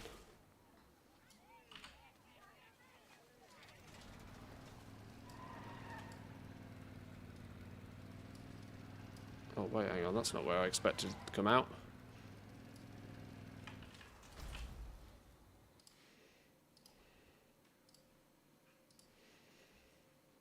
Any nitros? No nitros. One button rotation might help a little bit. Interestingly, you're not wrong. That was one of the first things that came to mind for me with this. The thought of that, well, if, you know, that was often a lengthy thing to try and set up and configure. Oh, flipping hell, I missed that nitro kill too. Go in there and grab some, will ya?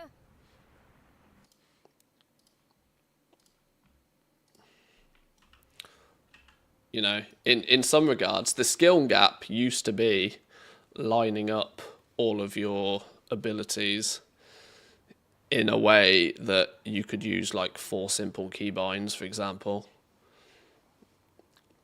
That was one of the skill gaps of actually doing multi-boxing back in the days, and to a degree was part of the fun. But yeah, a 1-button macro direct from Blizzard Entertainment is an interesting play.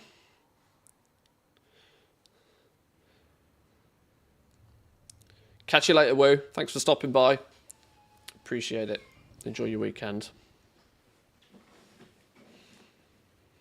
Have you heard what the requirement is for achieving Employee of the Month? You need to complete a checklist every day for a month. Oh, is that what it is?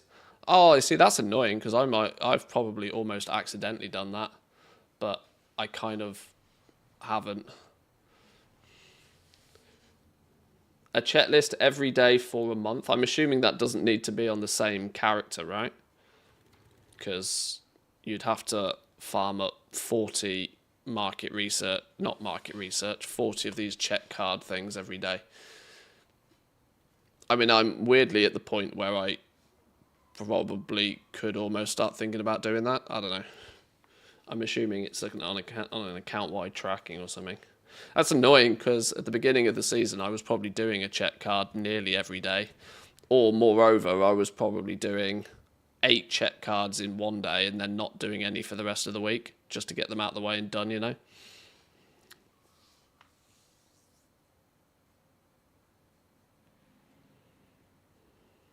How do you manage invites, realm switching, macros or something else? You can do it with macros.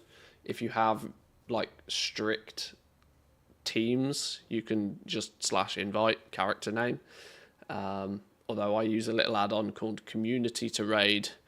It means you have to put all of your characters in a single community, but it creates a 1-button macro that basically just invites everybody that's online in that community.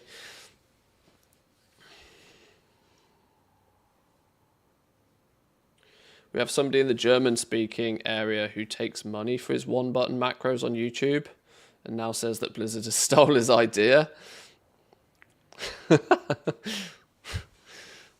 I mean,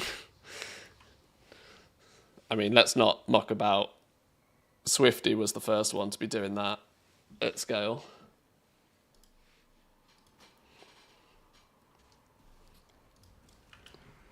Hey, there's loads of scrap right for the picking in the heaps.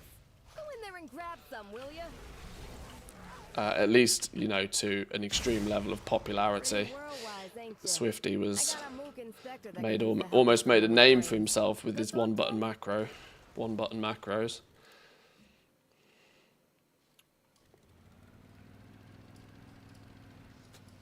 But yeah, it's quite funny to see.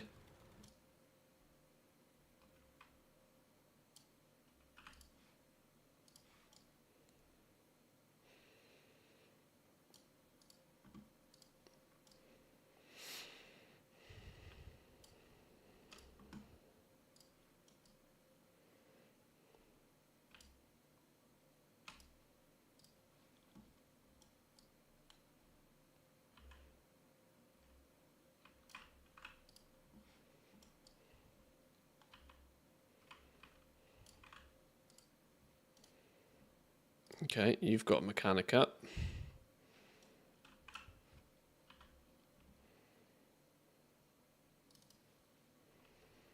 Where is it? There it is.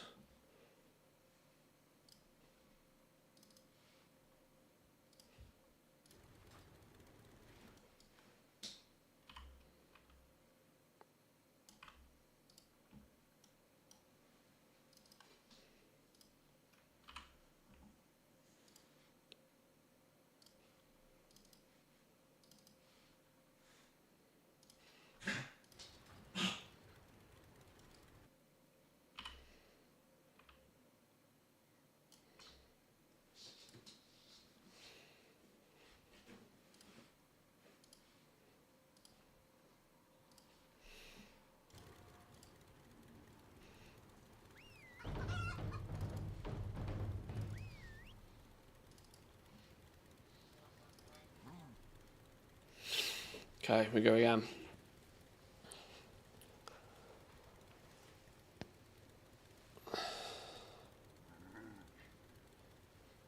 I wasn't planning on doing a mailbox clean out today because I only did one a couple of days ago. And what I really need to do is like say, right, I do a mailbox clean out every Monday. That way we'd have better stats on just how many we're getting and how frequently we're getting them. I can obviously, I can math it out based upon how many rare kills we do and roughly what the drop rates are on the rares, but sometimes hard data is more fun to have than just mathed guesstimates. Nobody seems to be up on these realms.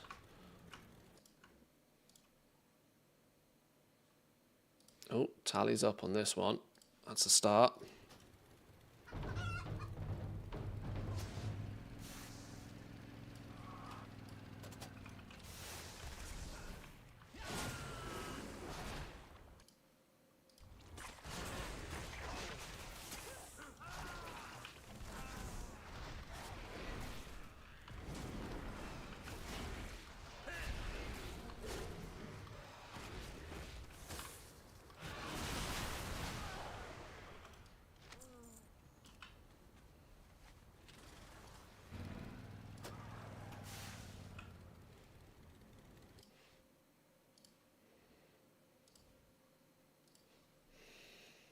Galagio, Junk Wall, I don't want any of you. Slugger, I'll take a Slugger kill. This team could do with a Slugger kill by the looks of things. Harassing and oppressing people. Put a Oh, stop to it. but he's missing again. Weird. Okay, reverse.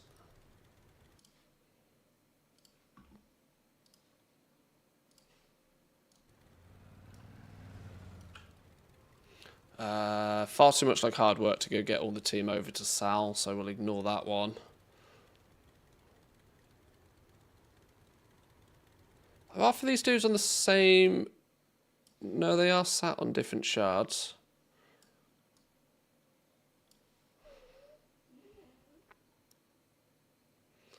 Tally spawned again, and it's the one we've already killed.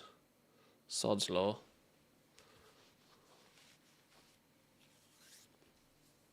Never heard of him before, but one look at the picture in the channel tells me a lot. Oh, I don't think I need to be paying attention then, do I?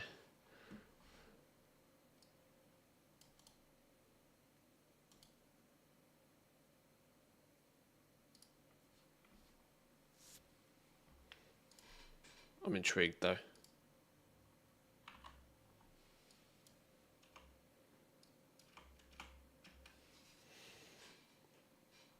Oh, Jimbro. Holy. Absolute Jimbro.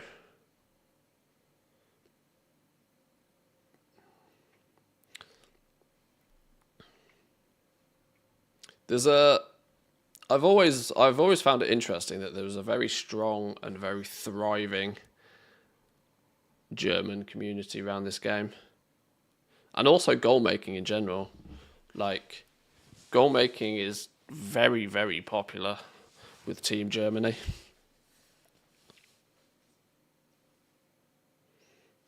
Must be the the inner economist in them.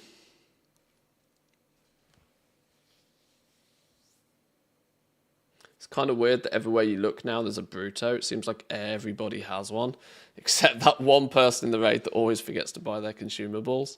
Yeah.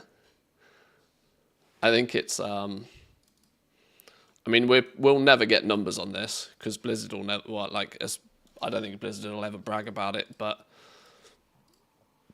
I think all of the initial reports on just how many of those long boys they sold at the beginning of the year... the end of last year, I think a lot of the numbers are way off.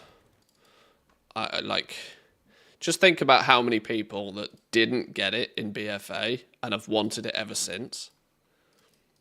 And those are going to be players that are your above average level dedicated to the game. If you've been playing the game since BFA or before BFA, you are hardcore hooked on this game. There's no, you can't deny it. So anybody that didn't get the long boy back in the day was going to be an absolutely guaranteed, no questions asked customer when they launched it at $90. Whether it be by the fact that they just slam it on a credit card, or whether they grind their ass off for gold to convert to Blizzard balance to buy it that, whichever way, whatever the scenario was, those players were getting it. Then you think about all the people that have started playing the game since BFA, who have seen everybody with a long boy and also absolutely wanted one, and had, in essence, zero chance of ever getting it from the region-wide auction house. The fact that the long boy was owned by like less than 10% of players means that there's a good chance that 70% plus of the current player base would have bought that damn thing, which is mental when you think about how many people that could actually be. Which is why I'm somewhat of the belief that even the estimations that were floating around are kind of lowballing it.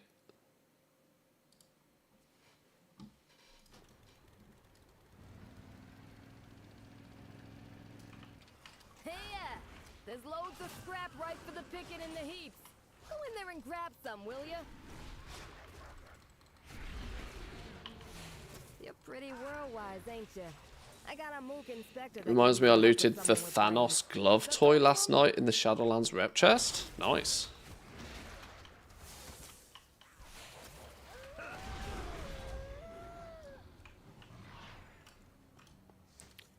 Oh, Swigs is up on this shard too. Go. We need a Swigs kill. Oh, move. Move, little goblin. Move. Less dots. Ah, flipping out. Alright, we're fine. We move on. We'll get Swigs some other way.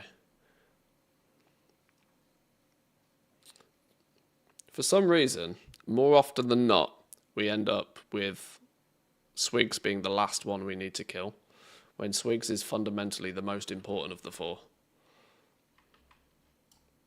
How does that work then?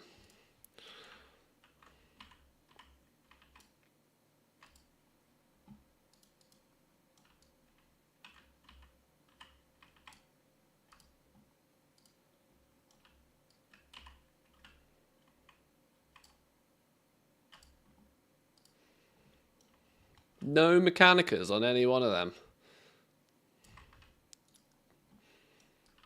Where's my streamer luck gone?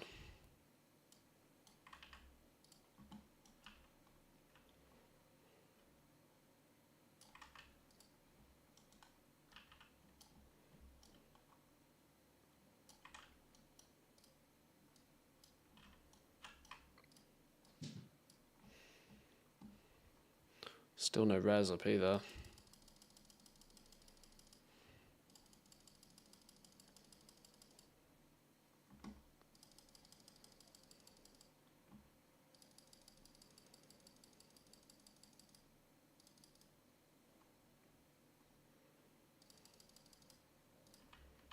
Why won't you open any more bags? Did I mash the button too fast? Maybe. It thinks there's a bag that it doesn't have. I broke the add-on. Whoops. I clicked too fast.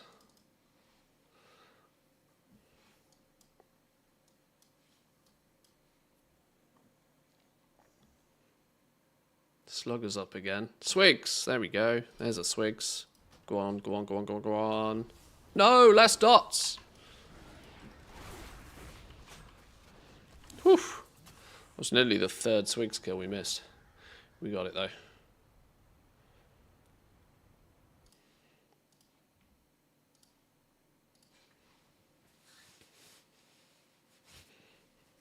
Being able to just mount and mail without a 2-hour cooldown is so handy when it's out and about farming. Oh, it's undeniable how useful the Longboy is. Which, like I said, is why it was borderline non-optional to not buy it. that's the thing. This is why I tend to think that a lot of the guesstimations on how many of them were sold were really lowballing it. Because a lot of them were assuming that not everybody would want it. And I can't see many a reason why anybody would not want that mount. And on top of the fact that there's going to be a huge section of the player base that have either watched everybody else have that mount for ages without having it themselves. Like the FOMO build-up on that mount over the years must have been astronomical. So to be given the opportunity to just buy it for $90, like, it was the absolute definition of shut up and take my money for a lot of people.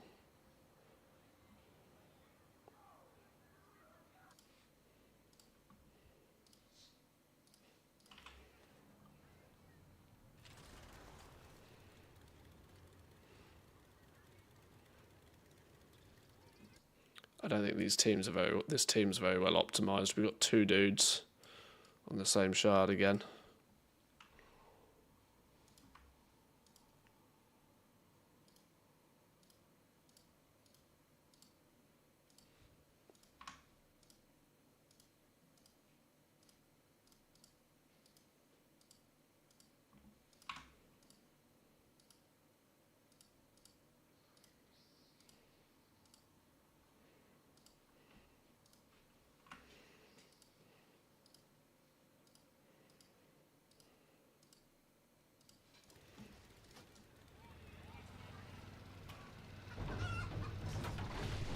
No, we're doing Tally. Tally's the one that's meant to be up in this realm. There you go. We'll go do Thwack in a minute.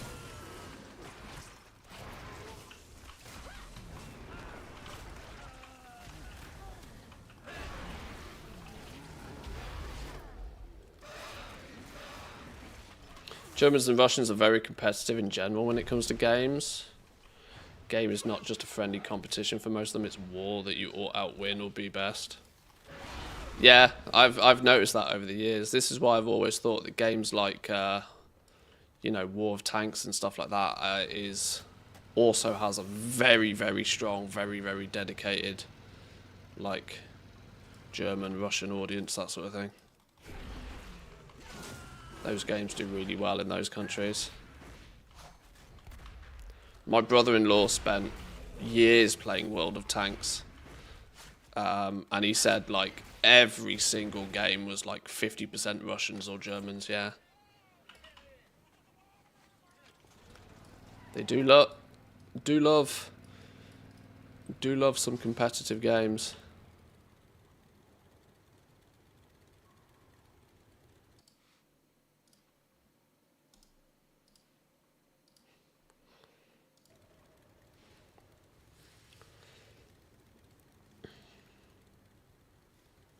It was cheap based on gold too. Yeah, considering it was 5 million off a vendor way back in the day. Converting gold into tokens to buy it was only a couple of billion gold, if I remember correctly. It was much cheaper of an option. Which was why it was so surprising, I think, to a lot of people. They were like, wow, people paid 5 mil for this way back in the day. It's like 2 mil now. People were expecting it to be, you know, people had already sort of guessed that it'd be way more than that. Just because it was selling for gold cap in the black market auction house every time it turned up.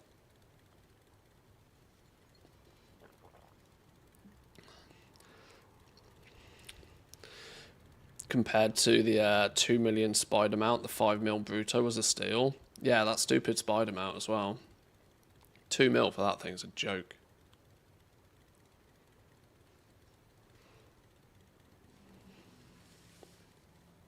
I bought one just for the mailbox. Yeah, see, that alone was enough of incentive for some people. Because it's a no cooldown one and all, so to have no cooldown on it as well was better than like any toy you could get or something that would almost inevitably have some sort of cooldown on it. Like what's like the little, there's the squat. There's a few now, isn't there? A few toys and pets that give you a mailbox, but nearly all of them have some sort of cooldown, and then you know, so much easier to have a mount that just has a permanent mailbox on it.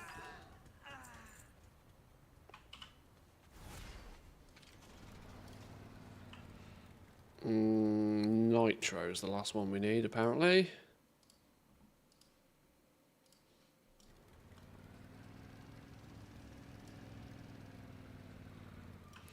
Keep our eyes open for a nitro.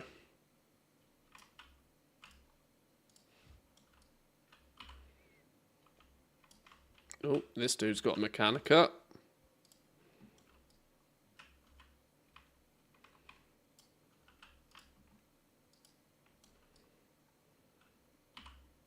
I think this dude's got one as well, but the weak aura kind of popped up and then went away again.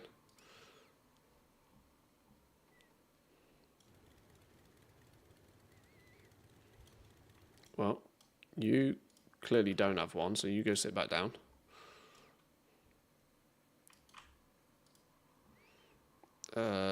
You apparently have two.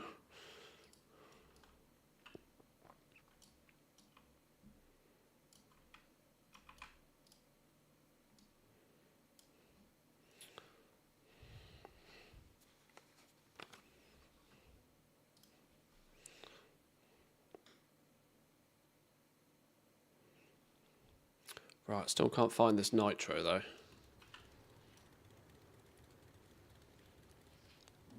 Maybe we give up on the nitro.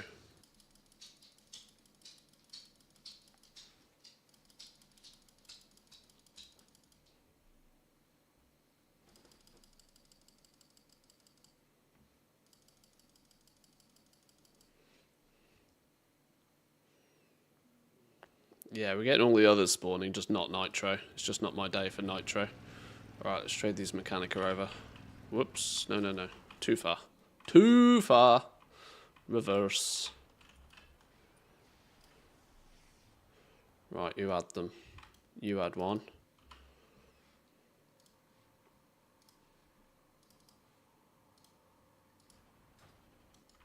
Alright, you go sit back down. You got a friend in your spot. Get in your right seat.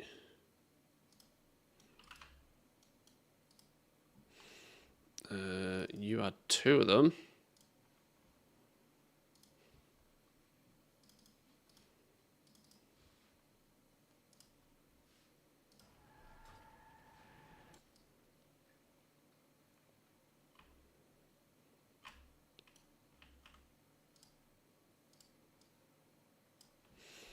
Okay. Still no nitro? Nah, sack them off. Next team. Right, I might do one more team and then I'm going to have to go get me some food. I'm getting hungry. I started the stream late today, which means it's... my stomach's telling me it's definitely food time.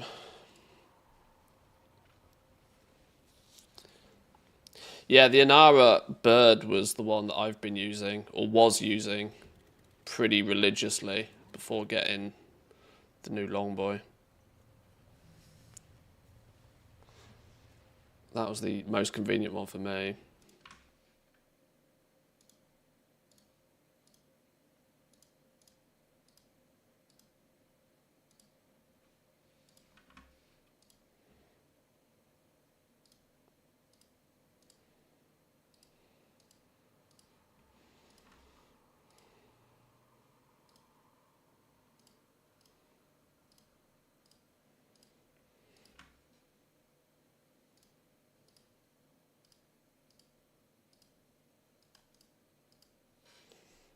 Okay, right. Who's got what and where? Ha! Nitro, of course.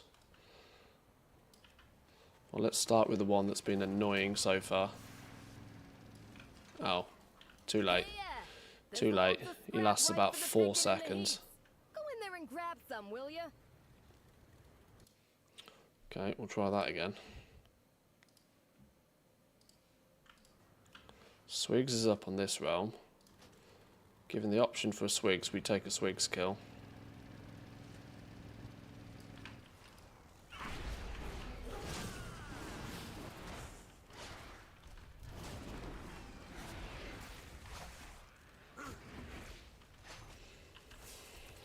Dragonflight so many times guildies would ask for a mailbox in raid after using my Bruto, and I kept telling them to just go pick up the Inara stand. Some still do not have it. They have the rep, they just haven't picked up the thing. I don't think you even needed Exalted, did you? I think it was only a Vid you needed. So it wasn't even that difficult to get. And considering the amount of time that people did flip in all of the hunts for, it surprises me that people didn't have it.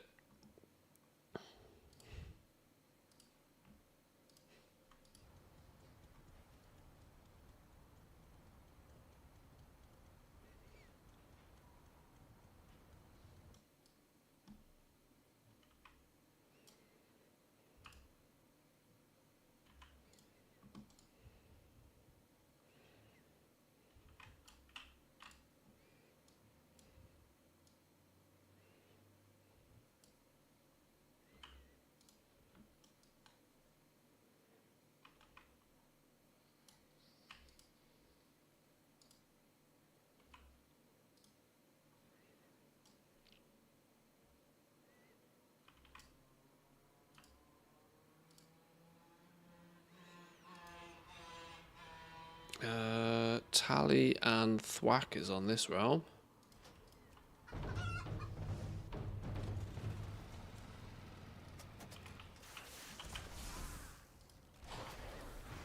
$50 mil? How many people have tagged you out of nowhere?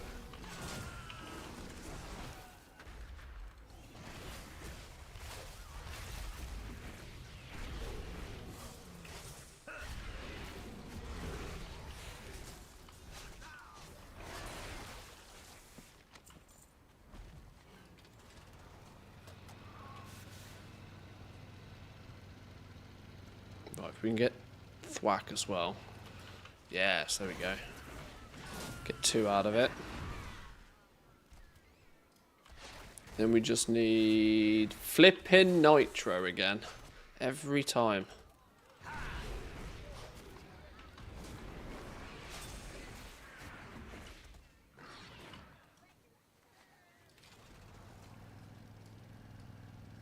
Hey, there's loads of scrap ripe for the picking in the heaps.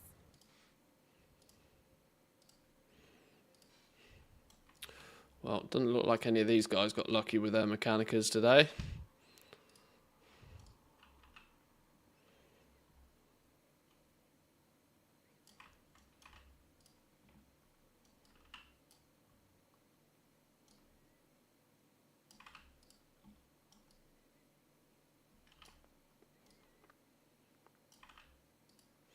Got lots of kill logs on Nitro. 3 of these were... are these these 2 are on the same shard again. Flipping now. Okay.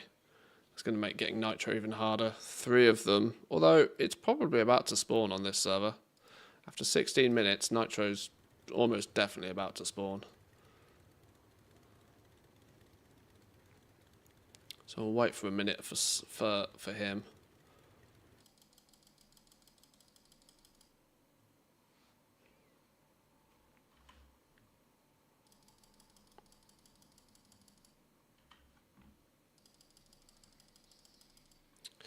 There he is.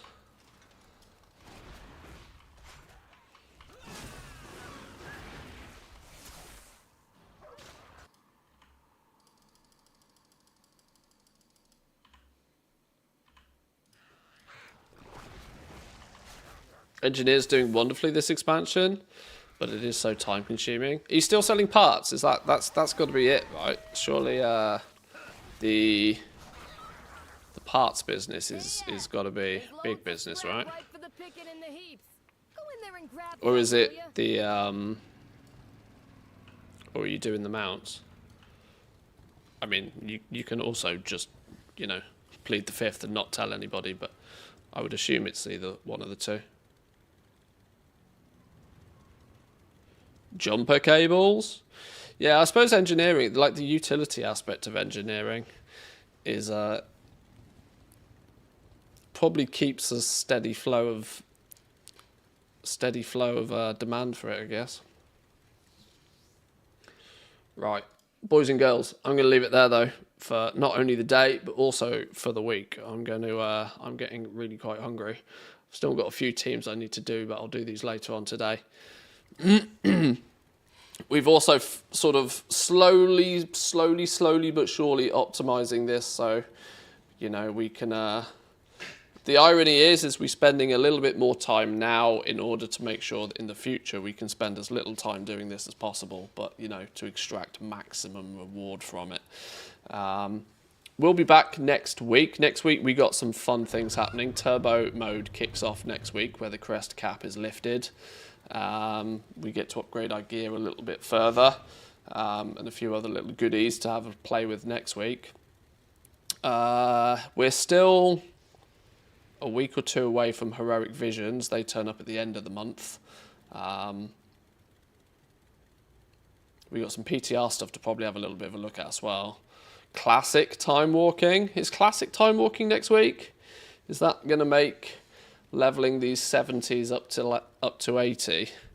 Is that going to start being on the cards with a bit of classic time walking? Well, TBC time walking I think is probably considered the best for that, but we'll see. We'll see. Either way, thank you very much for sticking around this week. I greatly appreciate it. We'll be, like I said, we'll be back on Monday. Check out LFG over the weekend. It will probably even possibly be on your BattleNet launcher now. LFG London, put together by Mr. GM and a few other people. Some of your favourite content creators might even be there. You might even be going. If you are going, enjoy it, have fun. It's in, well, as the name suggests, it's in London this week. They are streaming it. You can go follow them on, you can follow the stream on Twitch. Yeah, it'll be interesting. Nice to see these little community-driven events popping up. Maybe I can try a little bit harder to maybe attend next year. But yeah, boys and girls, thank you very much for stopping by this week. Appreciate the subs, the follows, the bits, the button presses of all sorts. If you've sat through an ad, I greatly appreciate it. Thank you very much. Enjoy your weekend. We'll be back on Monday. Have a good one. Peace.